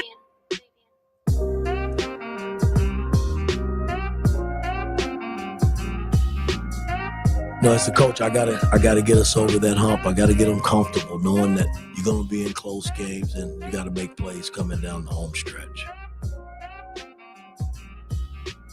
I mean, in the tournament, we were right there. I just didn't get them over the hump, man. And that's something that I live with every day of my life. Because I truly believe that was the team to really make some noise and get to the finals, and I just couldn't get them over the hump. Good old Mike Woodson, just not really able to find a way to get his teams over the hump, whether it's in the NBA or at IU. And the Indianapolis Colts can't really seem to get over the hump either. They're just stuck in this purgatory hump. Like they can't seem to find a way to reside in either heaven or hell. And that'd be the best thing for them, one or the other, right? Like they need to find a way to either get over the hump and make the playoffs, or they need to come nowhere close to the hump, like not even attempt to make the climb. The Colts are like a smartphone that's stuck on factory default settings. It works, it makes calls, it gets you through the day, but it's never really going to do anything extraordinary. Chris Ballard has spent 10 years refusing to download the Risk app. Okay, he's kept the same wallpaper, the same ringtone, and the same results. But this year, they finally traded for the high-end Sauce Gardner camera and the Tyler Warren processor, but they're still trying to run the whole thing on a Daniel Jones battery that's at 12% and prone to overheating. This doesn't look like a playoff team this year. Okay, they're probably more likely to go 3-14, and that could potentially be the best thing for them. I understand that they don't have their first-round pick in the 2027 NFL draft, or I guess that Sauce Gardner's the 2027 first-round pick, and he was also the 2026 first-round pick. Good job, Chris Ballard. But if they were truly bad, talking 3-14, 5-12, whatever, then that would be enough to hopefully move on from Chris Ballard. Now, there are going to be Ballard truthers out there forever. Like they're going to look at the guys that he found on day 3 and swear that he's a great general manager, and they'll throw out the buzzword value. Like, oh, look at how much value he found outside of round 1. We can't help those people.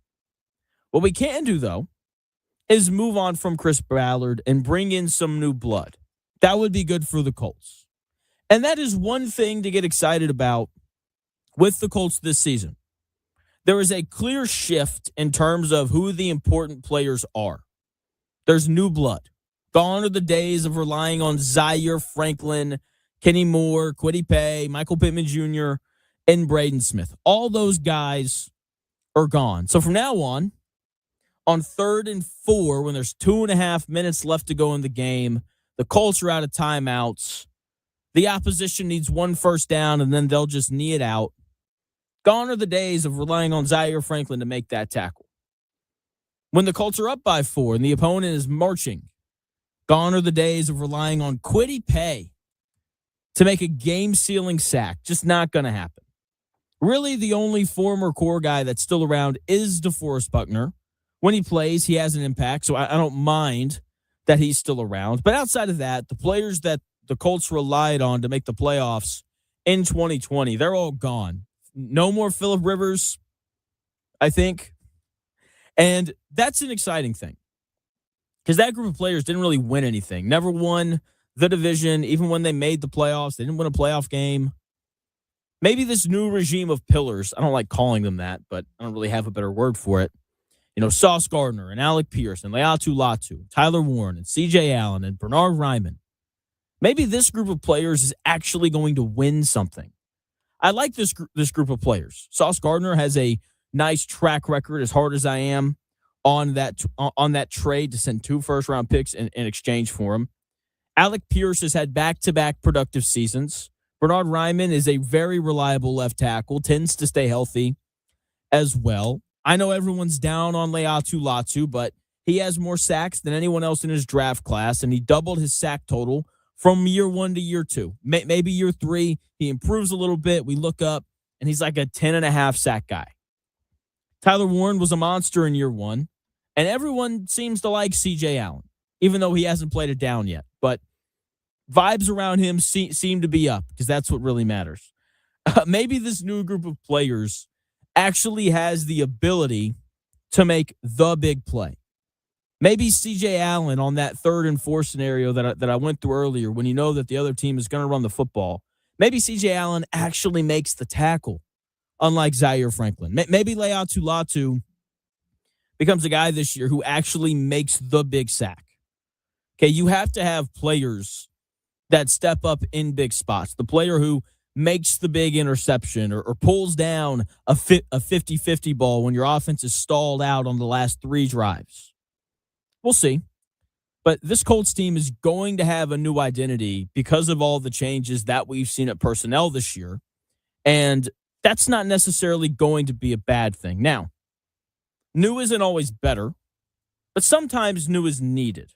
Mark Pope hasn't been a wild success at Kentucky, but even looking back, it was time for John Calipari to go. His message had started falling on deaf ears. It had clearly run its course.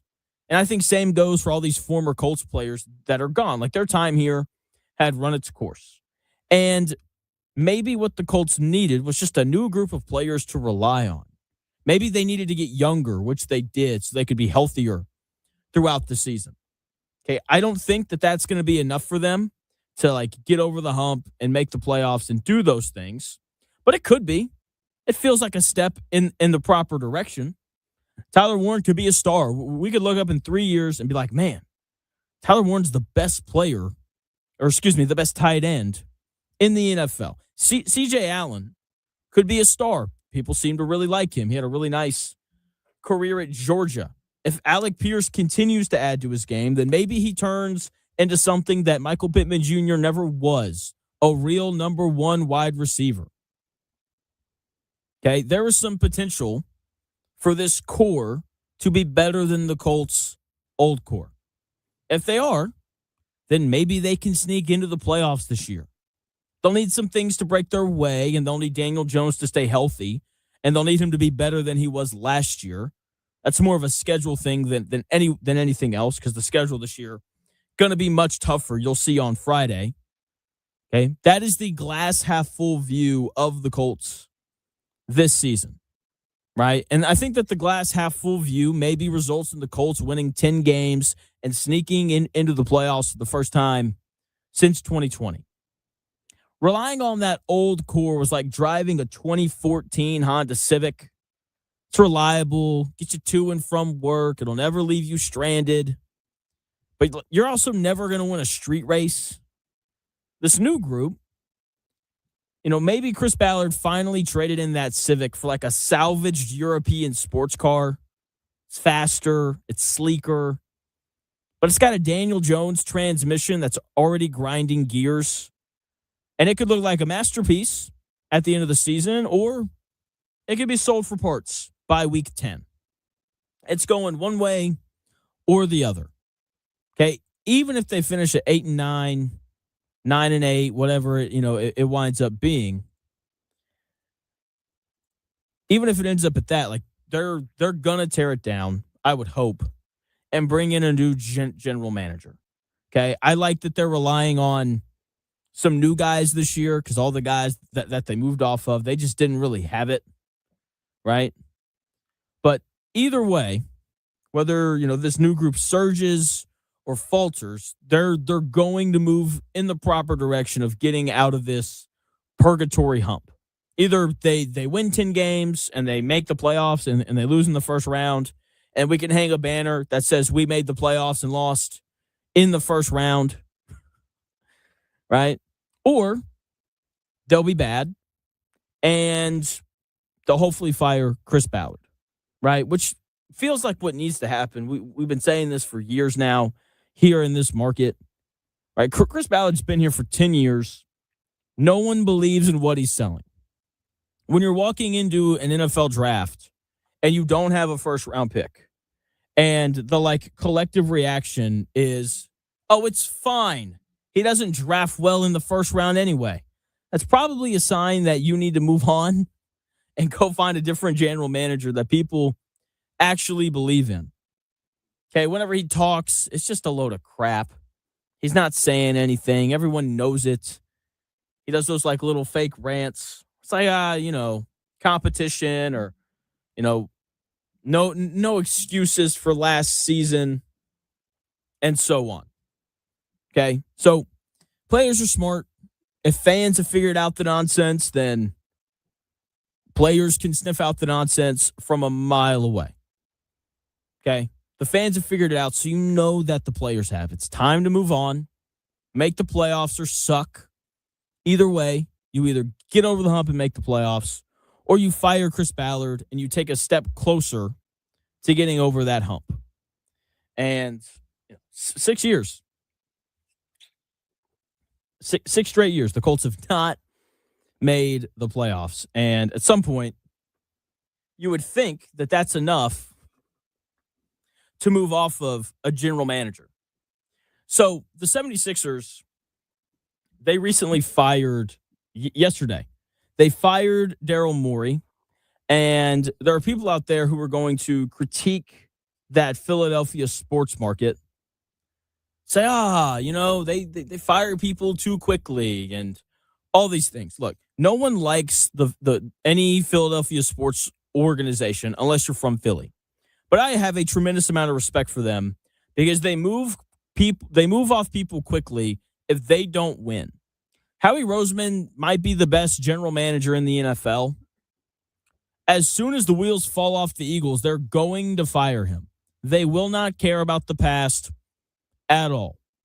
They fired Andy Reid because he couldn't get it done. The 76ers fire people quickly. I don't know if that's the best way to do things, but it sure beats what the Colts are doing here. I think Daryl Morey's one of the better presidents of basketball operations in the NBA. Was really the founder of this analytics movement. But guess what? He made a couple mistakes, and the 76ers don't win enough because of it. And the Sixers were like, too bad. You're gone. That's how you do it. The Colts could learn a thing or two from these Philadelphia sports teams. Don't put up with losing. That's what the Colts have done for the last 10 years. If it's not working, move on. We're in an era of sports where you can turn things around so quickly. In college, you can use the transfer portal.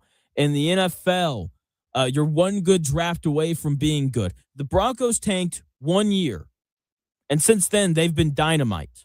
In the NBA, you obviously need a star, but outside of that, you sign one good free agent, land 2 good draft picks, and all of a sudden, you're relevant again.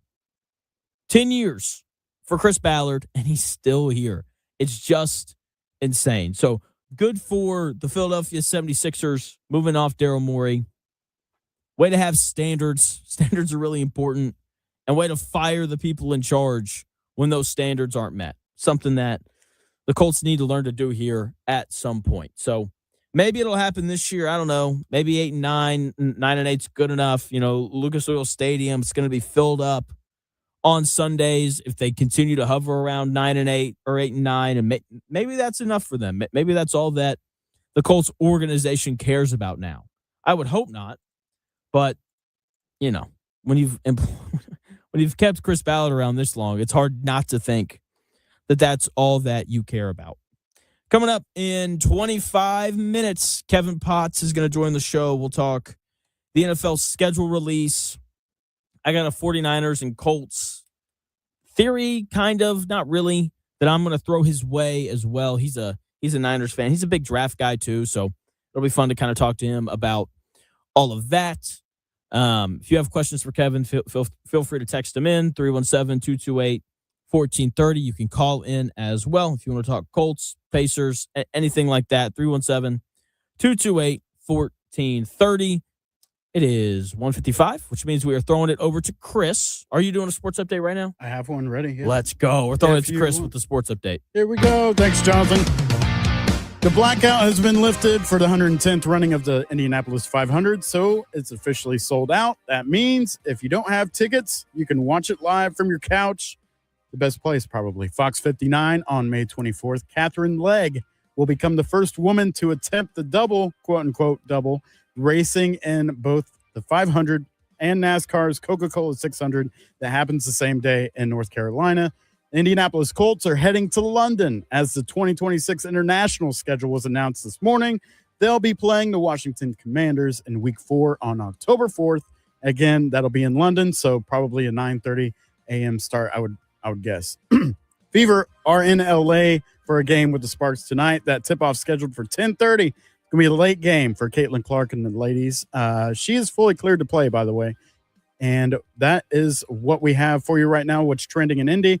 More to come on the Real Jonathan Smith Show after the break on Indy Sports Ticket 1430.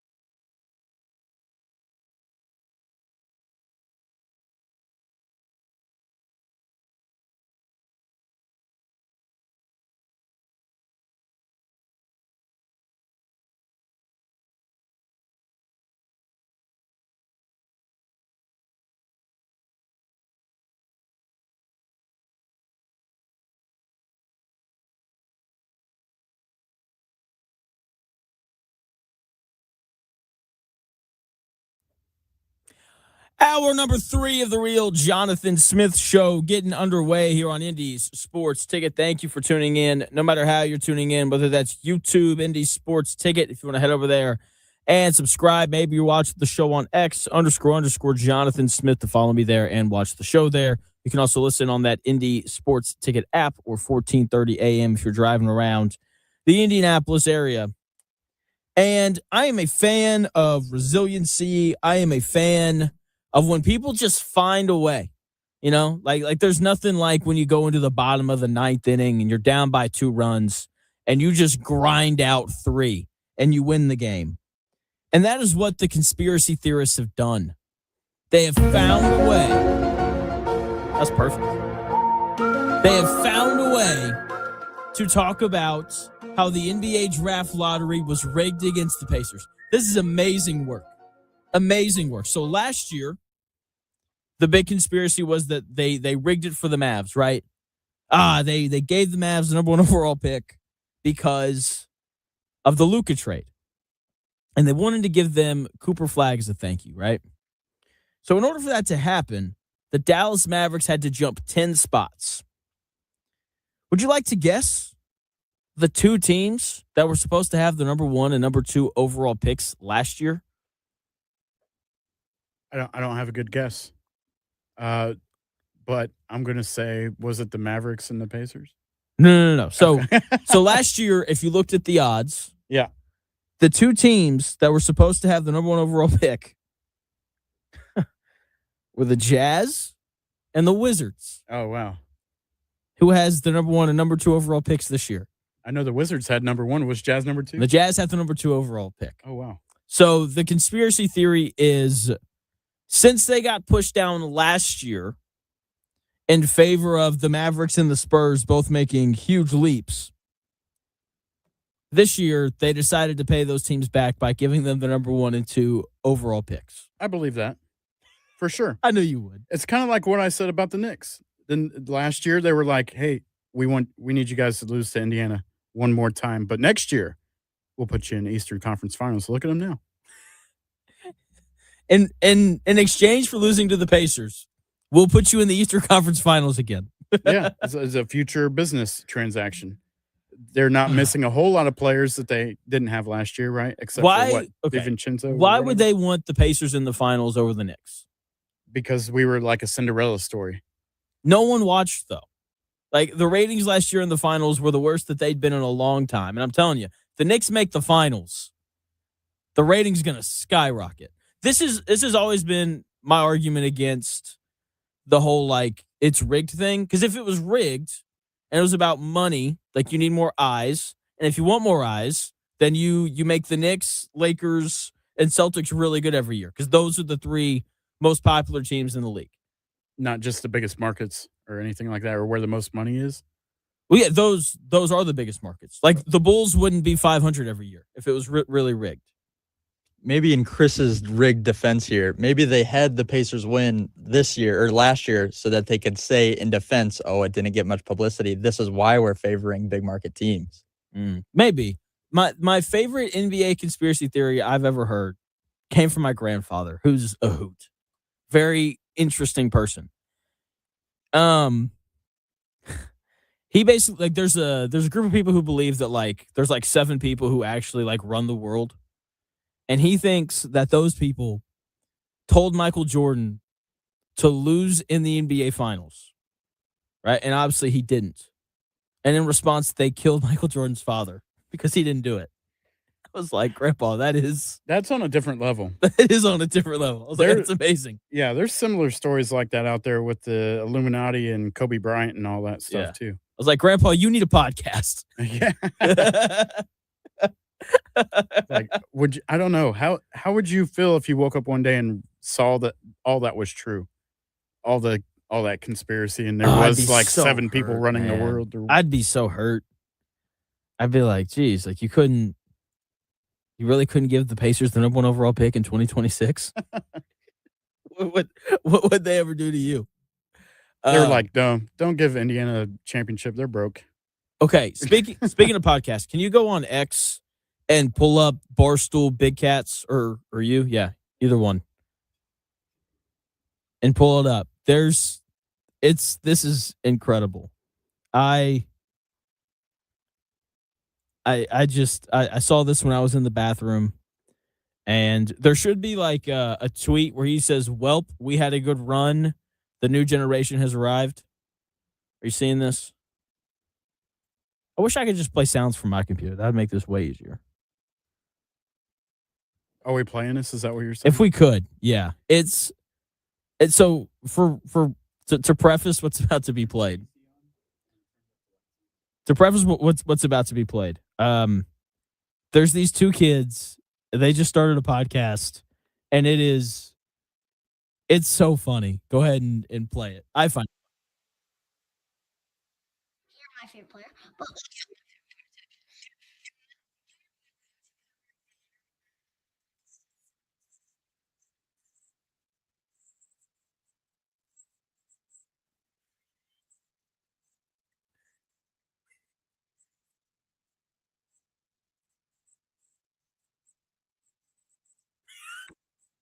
Uglaze SGA is so funny. What? Do you know what that means? I'm afraid to ask. I mean, you can connect two and two together. I think I know. But why are kids saying this? It's the slang. you glaze referees, if you're watching this, you glaze SGA is awesome. That's so funny. Solid. Oh man. SGA, if you're watching this, 7-year-old talk about basketball, SGA, if that's what pops up on your TikTok feed.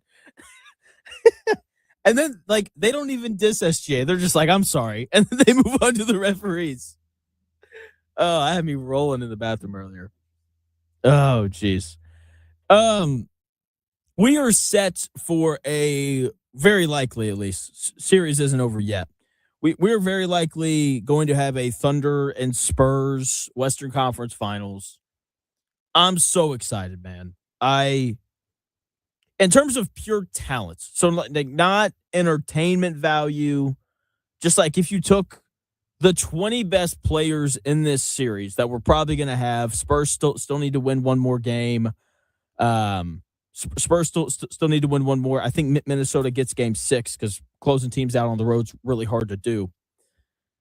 But if it ends up being Spurs and Thunder, if you take the 20 best players in this series, this is the most talent we have had in an NBA playoff series since the Rockets and the Warriors played in 2017. Was that the year that they had Chris Paul? Right? Yeah. And, he gets hurt. That series was legendary. But I can't wait. Just the amount of, like, young players in that game that are just incredible. Like, obviously, Wemby's insane. He comes out in the first quarter last night. First quarter ends, he has 16 points and 11 rebounds. It's like, good luck, Minnesota, even though they had a nice little push there in the second quarter. And then they bring Dylan Harper off the bench, who doesn't look like he's a rookie at all. Just gets to the rim whenever he wants and just makes the game look so easy. Like, I don't even know how to describe how he looked last night. And then obviously, like, he doesn't even start because you have De'Aaron Fox, who started playing really well. He got off to a slow start in the playoffs, but like in this series, he's been really good. Love Vassell. Stephon Castle goes 8 of 11 from the field last night, 27 points. Just incredible stuff from him as well. I am so excited about watching that series because the depth of talent between the Thunder and the Spurs, it's never ending. Like we talked about it a little bit yesterday. It's like if I was the Pacers, I would call and ask about every OKC player that is not in the rotation, starting with Aaron Wiggins. Again, a guy who was an important player on their run to the finals last year, can't get any run this year. And so I'm so fascinated by that series and how it's going to go. Probably going to take the Thunder because Jalen Williams should be back for that series. And they are significantly older, more mature, all those things. I do think it's important to run through the fire before you can, win the finals. That being said, though, if they get by OKC, like as much as I like the Pistons as well as as much as I like the Pistons, as much as I like the Knicks, who are playing really well right now, neither one of those teams have the talent to match San Antonio or Oklahoma City.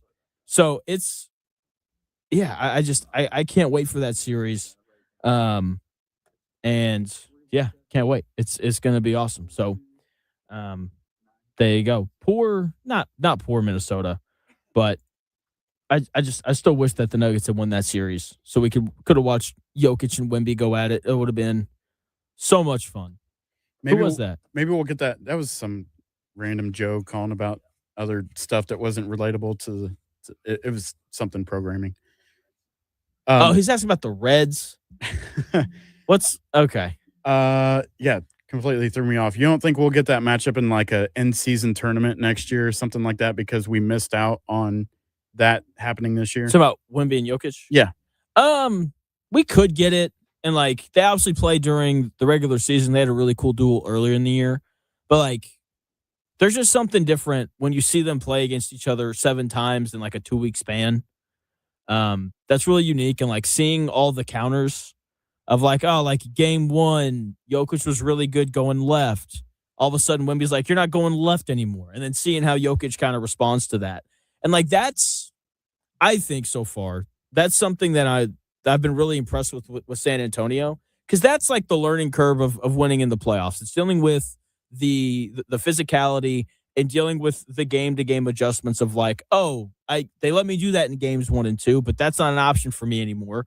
What's the counter to this? And so that's why I like to see them play in a 7-game series. May not happen next year because Denver's in a pretty rough spot. But yeah, so we'll see. Like, I mean, look, they could play in the in season tournament. I tune in every time they play against each other in the regular season, just because it's high level basketball, and it's this whole series. Like what Wemby's doing is just, it's incredible. The dude's 21, 22 years old. You could make like a strong argument that he's the best basketball player on the planet. Just with what he does at both ends of the floor. I mean, he blocks everything.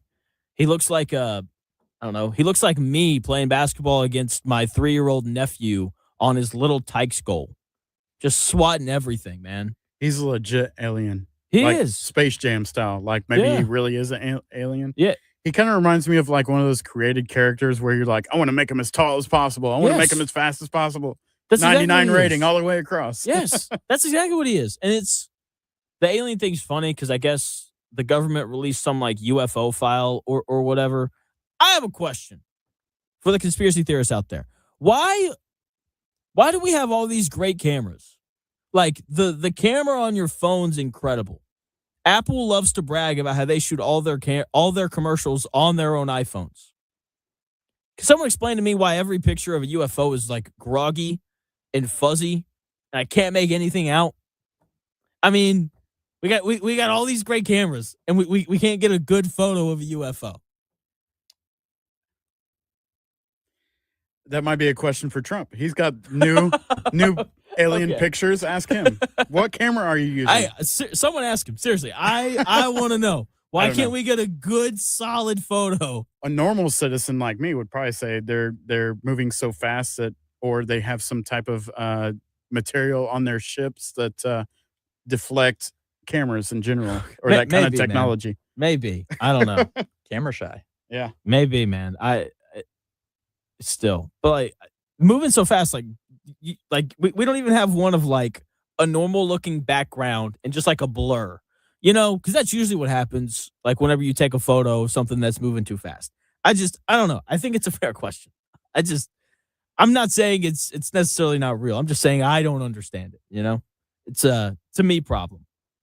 Kevin Potts joins the show coming up here at 2:20. We will talk NFL schedule release tomorrow night, 8 p.m. Eastern. It's a big deal. That schedule matters. We're going to talk about it all day on Friday. But Kevin Potts joins in 3 minutes to talk about the schedule.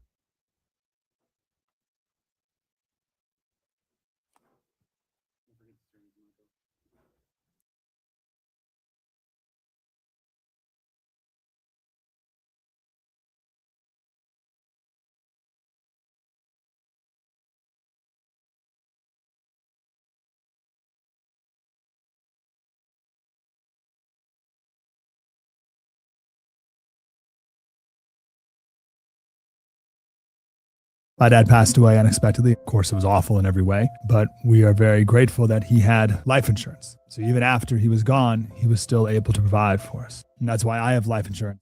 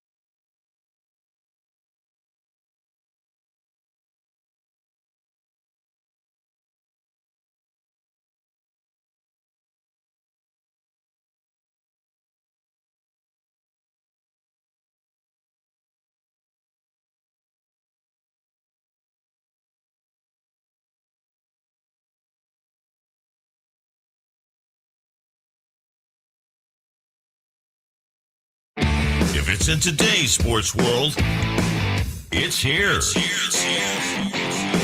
The real Jonathan Smith Show on Indy Sports Ticket 1430 AM, 93.9 HD2, and always on the free Indy Sports Ticket app.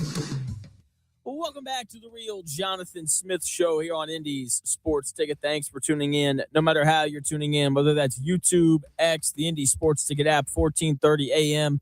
So many ways to listen. There's really no excuse not to. It is 2:20, which means we are now joined by the one and only Kevin Potts from the Kevin Potts NFL and NFL Draft Breakdown Substack. Kevin, has your life slowed down now that are we a month removed from the draft? Is that right? Yeah, 3 weeks now, I believe. Slowed down for a little bit, got outside, saw the family, and then I got bored, and now I've watched about 13 of the quarterbacks for next year's class because I don't know how to sit still.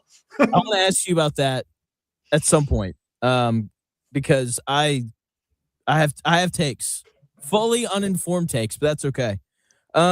Before we jump into the schedule release and all those things that are happening tomorrow night, we had a listener call in earlier and tell us a story about how his 18-year-old son got caught on prom night underage drinking.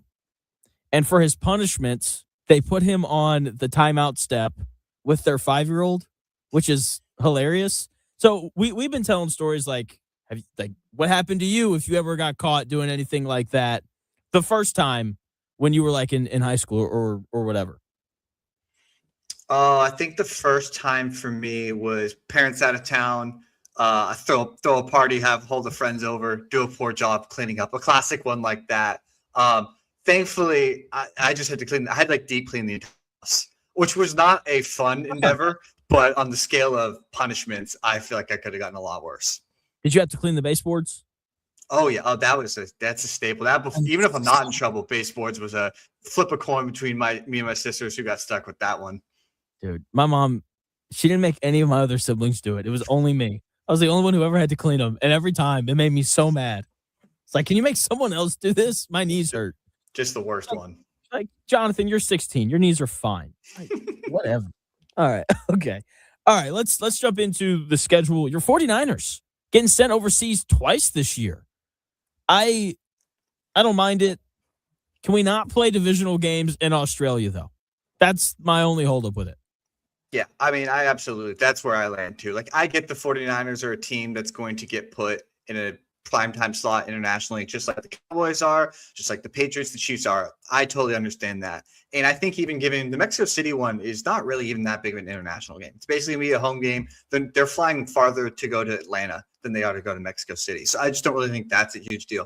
But yeah, going to Australia in itself is just, I think, kind of tough for any team. And I agree. I don't think any divisional games should be international games. I think those are sacred with fans. I think both teams deserve, for such important games like divisional games, to have a shot at home to win games that are notoriously harder to win than other games. So yeah, it's really cool to see Rams 49ers open up in Australia. It's very fun as a neutral fan, but as a player and also as a fan of the team, it's just kind of like, that's not my favorite way to do this thing. The tiebreaker thing is so important. And it's also like, I don't know who that's going down as a home game for, but that's a disadvantage. You know, it's like if we have to play at LA, but we never get to host them in San Fran, like it's not really fair. Even though, to be fair, games played at the Rams are home games for 49er fans. So I think it's the Rams are the home team in Australia, because I have seen some LA fans being not too upset about it. They're like, we might actually be at a neutral site instead of an away game for our home game this time. So maybe that's the game to do it for if you're going to do it. Maybe that's a good point. Joined by Kevin Potts, writer of the Kevin Potts NFL and NFL Draft Breakdown Substack. He'll have articles up and out throughout the year. A lot of 49ers stuff because he is a Niners fan. The schedule, to me, my analogy for it has been like, if the roster's a house, houses are worth more in certain neighborhoods than they are in others. And I think it's a good analogy, because like there are some rosters against some schedules where it's like they could go 11-6. And then there's other schedules where it's like they could go 8-9. And when you look at the Colts, where do you think their roster is on that scale? Like how light does their schedule need to be for them to have a chance to make a run at the playoffs? I think their roster is probably like a mid-tier roster. So I would say a mid-tier schedule. I don't think they need what we saw from the Patriots last year, where they got the easiest schedule in the world. They were a mid-tier roster and they end up going to the Super Bowl. But I do think this is a Colts team where if you get stuck with what a Philly would get with like a first place schedule, that's probably less than ideal, just because there's some flaws, especially when we don't know what's going on with a quarterback. I think this is a team that probably needs more of that 10 to 20 range type schedule difficulty to have a good shot at the playoffs. That's how I feel about it. I don't think they got that. I know that the NFL's got this graphic floating around where it's like the Colts have the fourth easiest schedule based off of last year's winning percentage. And it's like, well, yeah, but like the Ravens, Chiefs, Bengals, and there's another team in there. Like none of them made the playoffs last year, and they're all on their schedule this year, which is just absolutely brutal. Again, joined by Kevin Potts, writer of the Kevin Potts NFL and NFL Draft Breakdowns Substack.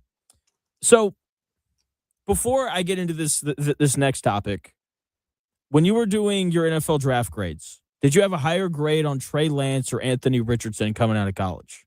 If you remember, I know that's going back a few years. So I did not actually do the Lance class. That was that Jones Lance class was the reason I started doing my own draft grades, because it was such a highly contested class with everyone had a different opinion on these quarterbacks. Obviously, my team picks one very high. I really liked Lance, but in full transparency, I didn't know what I was looking at. I was going off of other people's opinions. So I don't have an official grade. I did do Richardson. I had a late first round grade on him, and I've always meant to carve some time out to go back and watch Lance, because I've always been very curious how I would have felt on him, especially now that I've been doing this 5-6 years now and we have guys like Lenore Sellers coming out who are similar archetypes, and how you evaluate those quarterbacks is very interesting, I think. I agree. And I bring that up because the Colts have found themselves, I think, in a very similar situation with where the 49ers were 3 or 4 years ago, where I would say, I don't know everything that went on in San Francisco. I would doubt that Trey Lance has been as big of an off-the-field problem as Richardson has been. But, like, it's so clear that the Colts are ready to move on. It was pretty clear that the Niners were ready to move on from Lance. They ended up moving him to the Chargers, if I remember correctly. And there's a lot of debate here, like, is Riley Leonard going to be the backup to Jones, which is an important thing to know because he's only played one full season in his career, or is it going to be Richardson? How do you kind of compare those two guys? Who would you have as the backup?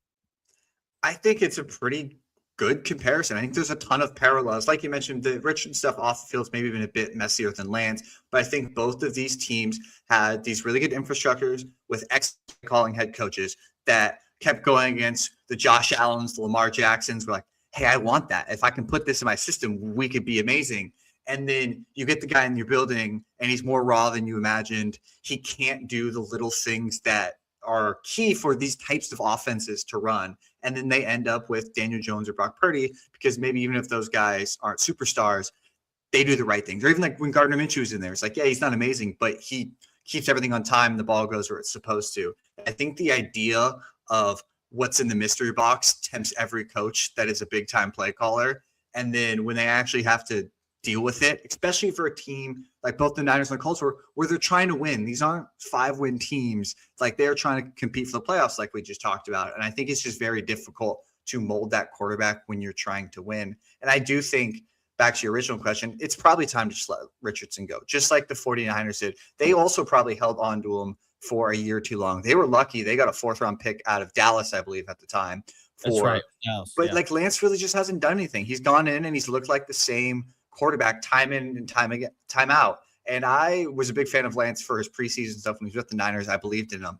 And it just didn't work. And I think Steichen and the people in the Colts front office know that it's over. I think basically they should just, you move on. You've drafted Leonard last year. You clearly like something about him. Maybe you don't like him as a long-term backup, but I think at this point, it's probably best for everyone to go their separate ways with Richardson and the Colts. If you ask Colin Cowherd, Riley Leonard's the next Josh Allen, so watch out. One of my favorite. Just insane. Love Colin, though. So I think another interesting thing about the Richardson and Lance thing, I think Kyle Shanahan and Shane Steichen are very similar in terms of they care more about their system than they do the players. And I think that it's really hard to do the mystery box thing when you're wired that way. How does that, I think that should impact the way that the Colts draft going forward. Like, look, when they took Richardson, it was Shane Steichen's first year as a coach. Maybe he thought he was like cool, fun guy who's going to adapt the offense to the player. But once they got going, he realized, you know what? I think I'm a little more rigid than that. Have you seen the 49ers kind of shift the way that they draft players after kind of learning that about Shanahan? And what should the Colts do about that as long as Steichen's here? Yeah, I think it's definitely something that's happened over time with the Niners, and not so much even at the quarterback. I think they went and did the whole Lance thing. Like you said, maybe Steichen was like, hey, I want to try this. It's going to be fun. And then you realize it doesn't work. The Niners, the big one for them is offensive line. Every year they get talked about drafting tackles and guards in the first 2 rounds. They never do it. And you see it also in LA with McDaniel there. They haven't really done anything at guard because that system just thinks that they can overcome those issues. And I think when you have a system like this, that it's successful. And Shanahan is, I think, the peak of the mountain on this, where it's like, you definitively listen to Kyle Shanahan, even if you don't agree with, hey, maybe you should get a better left guard. The sum of the parts ends up being good enough that you agree. And I don't think Steichen's on that level, but I do think he's an excellent play caller. I think he's done more than enough, especially after last year, where they should be comfortable, the Colts front office being like, hey, this is how I want to run this offense. These are the type of guys I needed to run it well. Because then you get everyone on the same page. And even if it's not, you don't get the Josh Allen quarterback ever. I still think you end up being with a very good offense like they were, and they were healthy last year. So I do think whatever their next quarterback is, because even with Jones being fine, I don't think they've landed in a spot like the Niners have with Brock Purdy, where it's like, hey, he's younger and he's on his long-term deal. It's more of a short-term deal with Jones. I think with the Colts, it's going to be very interesting. I don't think they go back to that Anthony Richardson route. I don't think they chase the traits unless they are like lucky enough to get a top pick that is traits and polish. That usually takes a top 1 or 2 pick to get that. But if they're picking in the middle of late first round, they're shooting for day 2 guys, I think you're going to be looking for one of those Mac Jones, Brock Purdy, Jimmy Garoppolo types that have succeeded in similar systems. And maybe it's a guy like a Ty Simpson where you take the swing at like 14 or 15. But I do think you're going to see whatever quarterback they take next probably not fit the project archetype. Gonna be tough to grab one next year. No first round pick. Or as Sauce Gardner would say, I am the first round pick. Joined by I wish he'd talk a little less, but he's a good football player. So joined by Kevin Potts, writer of the Kevin Potts NFL and NFL Draft Breakdown Substack. I want to ask you about one of the guys that the Colts drafted that as I've gone back and watched him play in college, I've really fallen in love with. And then I want to ask you about the quarterbacks that you've watched so far. I freaking love Jalen Farmer. That dude's awesome. Like, just mauling people. I don't want to compare him to like Quentin Nelson, but because that's blasphemous. Quentin Nelson was a stud in Notre Dame. But like when he gets his hands on people, like it's just over just because he's so big and so powerful. There's some discussion of like, could he start at right guard for the Colts this year? Do they move Matt Gonsalves back out to tackle? Then you have all the Jalen Travis stuff with that. What did you make of Jalen Farmer when you were kind of working through his tape? I love that type of player. And like you said, the mauling guards are just the most fun. And he's not perfect. Obviously, there's a lot of flaws in terms of like body control and some athleticism stuff. But you're drafting him on day 3. Like this isn't your second round pick. There's going to be flaws. I think when you're drafting those linemen, especially like a day 2 guy, you said maybe he starts at guard, having that attitude is one of my favorite things to step in because I think you can fix a lot of the other stuff, especially on the interior where you can protect them with the center of the tackles and outside of them. I think the scheme does a great job of protecting guys. And this front office, for all their flaws, has done a really good job of finding starters on day 2 and day 3 on the offensive line group. So even if he's got some flaws, I do think between Jalen Travis, who I decently liked coming out last year, even though he was a little bit more of a project, they should have a pretty good shot between scheme and the way they've evaluated these guys at getting a pretty decent, solid starting 5 out there, I imagine. Yeah, they have six guys for 5 spots, which is a great spot to be in. Looking to next year, who are the 13 quarterbacks that you've watched so far? Okay, cool. Yeah, I'll run through them really quick. Arch Manning out of Texas. Dante Moore out of Oregon. Brendan Sorsby out of Texas Tech. We'll see what happens with him. Maybe. CJ Carr out of Notre Dame. Darian Mensah, formerly of Duke, now at Miami. Drew Mestemaker went from North Texas to Oklahoma State this offseason. Julian Sain from Ohio State. Sam Levitt, formerly of ASU, now at LSU. Traded Ed Chambliss from Ole Miss. Josh Hoover from TCU to Indiana. Jade Mayava, the USC quarterback. Lenore Sellers, the South Carolina quarterback. And then the last one, I haven't watched him yet, but Drake Lindsley out of Minnesota will be the last guy I watch. Okay. I want to start with Arch Manning. When your last name's Manning, the casual person is just going to like you more because they're all handsome. They all have really nice smiles. And when your last name's Manning and you play football, you're royalty. What do you think of him? Like, could be the number 1 overall pick. I don't want to say gonna be because I love Moore out of Oregon. What'd you make of the Arch Manning tape? I'm all the way on the Arch Manning wagon. We're right back where we were last summer. He is not far off what my Mendoza grade was, and that's with having a lot of flaws as a player. I mean, all the tools are still there. The reason we got excited about him outside of just the last name is he's built like you would expect. He's a big dude. He's an excellent athlete. He's got a really good arm. And he did struggle early in the year. I think, unfortunately for him, we got hyped up, and he goes into a really tough Ohio State game and struggles, and we just kind of write him off. But going back and watching it in more detail, the last 2 months, he looked really, really good. Like, it's still imperfect. I still think there's some accuracy issues. He's young, so there's just decision-making that he needs to work on like all young quarterbacks do. But the ability to throw a touch to all 3 levels, he's a willing player in the pocket. He's not a tuck and run guy. He has some really nice athletic plays throwing from in the pocket. And a shocking thing for me, because you consider Texas to be this great infrastructure, he was routinely let down every single week. There was a 3-week stretch in SEC play. His receivers dropped 13 passes in 3 weeks.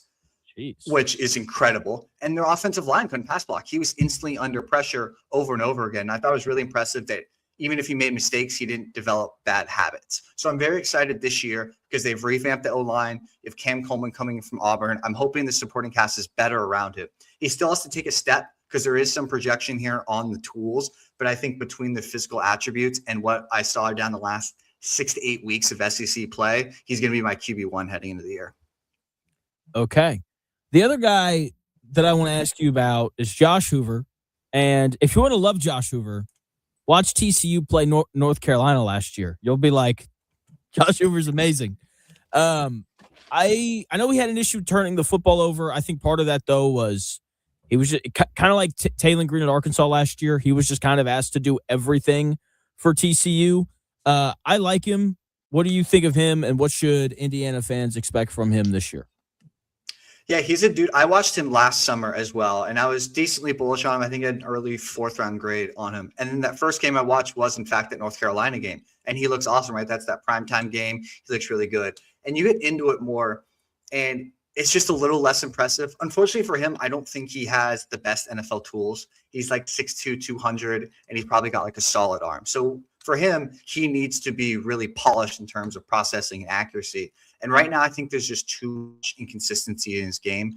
Like you said, the turnovers are a problem. He likes to create when he doesn't need to. And I think that comes with sometimes these quarterbacks just don't know what to do when that first read is gone. I do think in terms of what Indiana fans expect, he's a fantastic fit for this offense. They ran a lot of RPOs last year. That was super what he did at TCU. He's athletic. He's got that quick release, that shortstop style kind of throwing motion. And when everything is in structure within that offense, he looks awesome. And then he can run and create when he gets outside of it. For me, he's a day 3 prospect as an NFL guy because there's not many tools to project until I see him have a consistent year or even half a year of being a true drop back passer. It's hard to project him at the NFL level as a difference making quarterback. But in terms of what you get from a college player, especially with that offense and those weapons, I think he's going to put up a really nice statistical season for Indiana. Doesn't sound like he's Mendoza. I'm out. Much closer to the Curtis Rourke ending up as a 7th-round pick, but being a very good overall team success than what Mendoza was. He wasn't the problem that year. Their problem was they weren't good enough along the offensive and defensive line. And then they played Notre Dame and Ohio State, and that was very evident. Kevin, thanks for your time. As always, man, we'll have you on throughout the year, just, so we can get ready for another, Colts draft. We'll talk NFL and stuff. As always, man, we love having you on. So I lied. I have one more question. One of our listeners noticed your last name is Potts, and you live in the Pacific Northwest. They want to know if you have any weed stories. No, like good, like funny stories. I've gotten a lot of jokes over the year. Just like you mean the first name when Potts comes up, Pots and Pans, and any sort of marijuana joke are the first two like that absolutely comes out of it. But unfortunately, I don't think I have any good weed stories outside of watching some good movies and shows. That's probably good. That's probably a good thing. All right, Kevin, thanks for your time, man. Yeah, of course, always a pleasure. See ya. That is Kevin Potts. We love having him on. He does a great job getting you ready for the NFL draft. Seriously, go check out his Substack if you have questions about any player. He has a full write-up on all of them. You learn a lot whenever you read his stuff, so go and check him out. Kevin Potts, NFL and NFL draft breakdowns, Substack. We're breaking it down after this final segment of the show. We'll talk Colts. We'll talk Pacers. We may talk about marijuana. Who knows? You're going to want to hear it, though, coming your way in 3 minutes.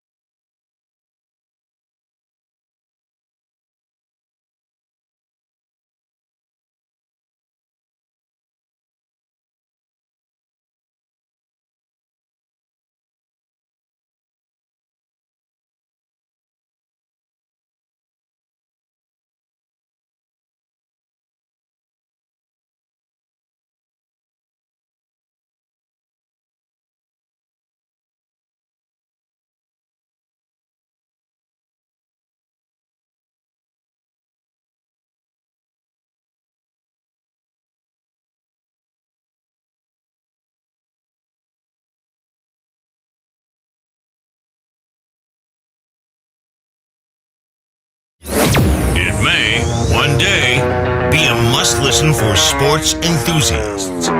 Yeah, and monkeys might fly out of my butt. Uh-oh. The Real Jonathan Smith Show on Indy Sports Ticket 1430 AM, 93.9 HD2, and always on the free Indy Sports Ticket app. Welcome back to the Real Jonathan Smith Show here on Indy Sports Ticket. Thank you for tuning in. No matter how you're tuning in, YouTube, Indy Sports Ticket. If you want to head over there and subscribe, maybe you're watching on X__Jonathan Smith to follow me there and watch the show there. You can also listen on the Indy Sports Ticket app or 1430 AM if you're driving around the Indianapolis area. Excuse me. All right, I'm gonna show my not being from Indianapolis here. What's up with the milk after you win the 500? Why do they do that? I know it's tradition. I think I don't remember exactly where it started, so I'm not going to misspeak. But I think I don't remember where the tradition started. I'm sure somebody in the chat knows, but it's a tradition for sure. That knocked out water, Gatorade, yada yada.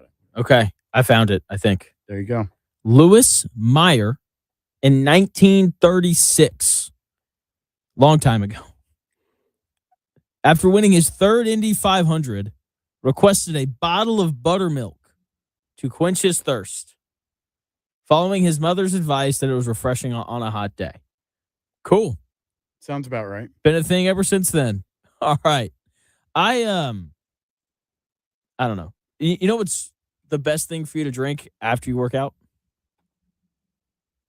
Context clues. Gosh dang it. What is it?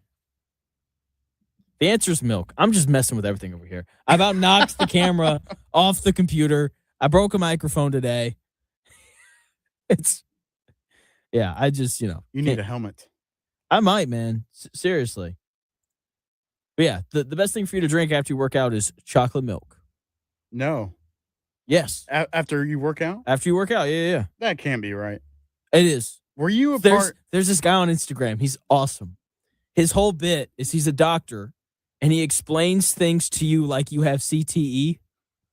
Oh. And so he does a whole video, and he's like, he doesn't call it chocolate milk. He goes, chalky milk has protein. And it's so funny. But he walks through it. It's like the protein and the sugar and the fats that are in it and the carbohydrates that are in it. Like it's perfect for you for after you work out. He's like, but drink chalky milk before workout, you throw up. It's so funny. I would have to watch that. He's awesome. He's awesome. Were you ever a part of the generation where you went to school and you had lunch in elementary school at 10:30 in the morning? Yep. And you got a slice of pizza, like the rectangle pizza, and a chocolate milk carton? Yep. Why are we drinking a pizza or drinking chocolate milk and pizza at that early in the morning if you have that long? I don't mind drinking chocolate milk at 10:30 in the morning. I drink a glass of chocolate milk at 9:30 every morning after I get home. With pizza. That's why is that a smart question. decision? I don't know. Better question. Why is breakfast food? Why can't I grill a hamburger and have a hamburger and fries at 8:30 in the morning? I don't have an answer for that, but I do love me some breakfast food. Jonathan's gonna be cooking a steak at 7 in the morning. Dude, steak and eggs is where it's at. Oh yeah, steak and eggs is amazing.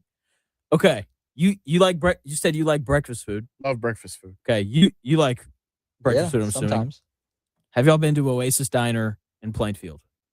No. Oh, you gotta never go. Even heard of it. You gotta go. That place is heaven. What's so good? I went there last night. I paid $25. I bought the appetizer. I met my buddy there. They serve breakfast all day. You get the Kansas City. So they have various locations throughout the country, and every city that they're in, they have a city specific thing. So if you get the Indianapolis, they bring out a tenderloin and more breakfast food. It's incredible. But I get the Kansas City.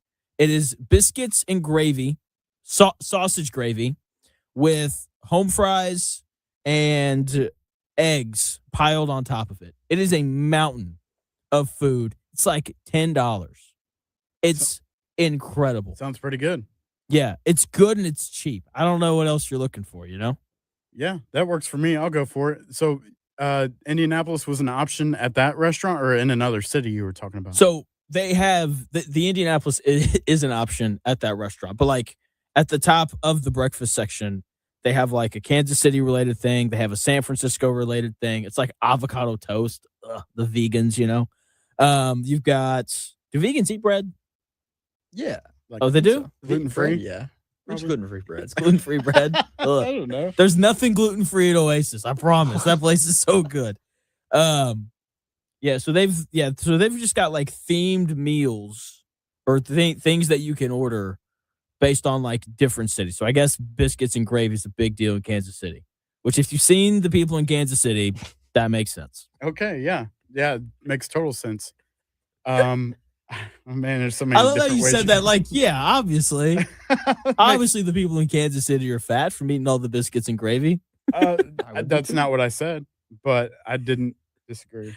I was just thinking about like different options for this Indianapolis plate, right? Like it's not whatever. The tenderloin's a pretty popular thing around here. I get that, but I was thinking somewhere out in left field. I'm like, they're going to bring my pancakes out with like bullet holes in it or something. It's going to be like police tape around my plate. They're like, there's going to be potholes in my.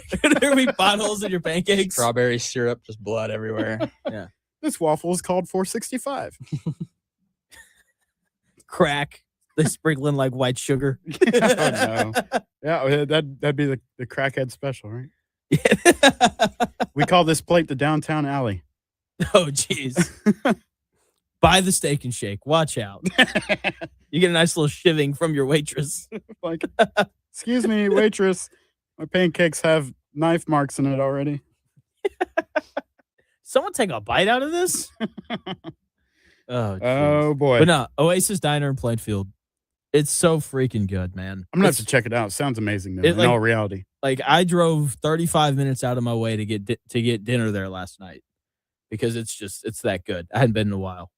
Huh. So whenever people come into town to see me, they haven't been here before. They're like, where should we go get dinner? And like, usually people land later and it's like you drive by the airport when you're going from Greenwood to Plainfield. It's like, just meet me there. Grab your rental car and I'll see you there. It's so good. Nice. So very good. There you go. Yeah, very, very, very good. It's good food. All right, we got basketball games tonight. Big game 5 tonight between the Cavaliers and the Pistons.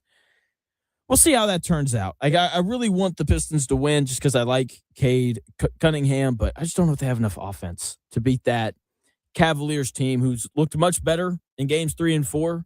At the same time, though, Cavaliers are yet to win a road game so far in these playoffs. So we'll see if they can finally go on the road tonight and win one. Chris, have a good time at Sonic Temple. Enjoy your Fever game at 10:30 tonight. That's right. I got to do that. I forgot I said I was going to do that. I'll do that. Jack, thanks for filling in. Yep. Yeah, thanks for letting me fill in. Appreciate it. Got it. All right. Before we close, Chris, what did we learn today? All right, class. What did we learn today? Always a fun time to talk about what we learned on the Real Jonathan Smith Show. Like, aliens are not photogenic. We found that out. They're not photogenic. Getting caught drinking at prom does not result in severe punishment if you like sitting on steps. Very good. Good to know. We would rather see the Colts play in London instead of seeing Morgan Wallen at Lucas Oil from the nosebleeds. Absolutely. That was a given. When Jonathan has kids, there will be no timeout step, just the belt. Today was day 2 of Jonathan trying to get suspended with pay by trying to break the microphone. And finally, I probably won't be inviting Jonathan or Jack to a rock festival, and Queen will not be playing at this weekend's festival. That's what I learned today on the Real Jonathan Smith Show. All right, that'll do it. We will be back tomorrow, noon to 3. No Chris. He will be in Ohio. Jack will be filling in instead. We'll talk Colts. We'll talk Pacers. I'll have reports on if Caitlin Clark had more turnovers or more commercials in her game tonight. All that starts at noon tomorrow. We will talk to you then. See you.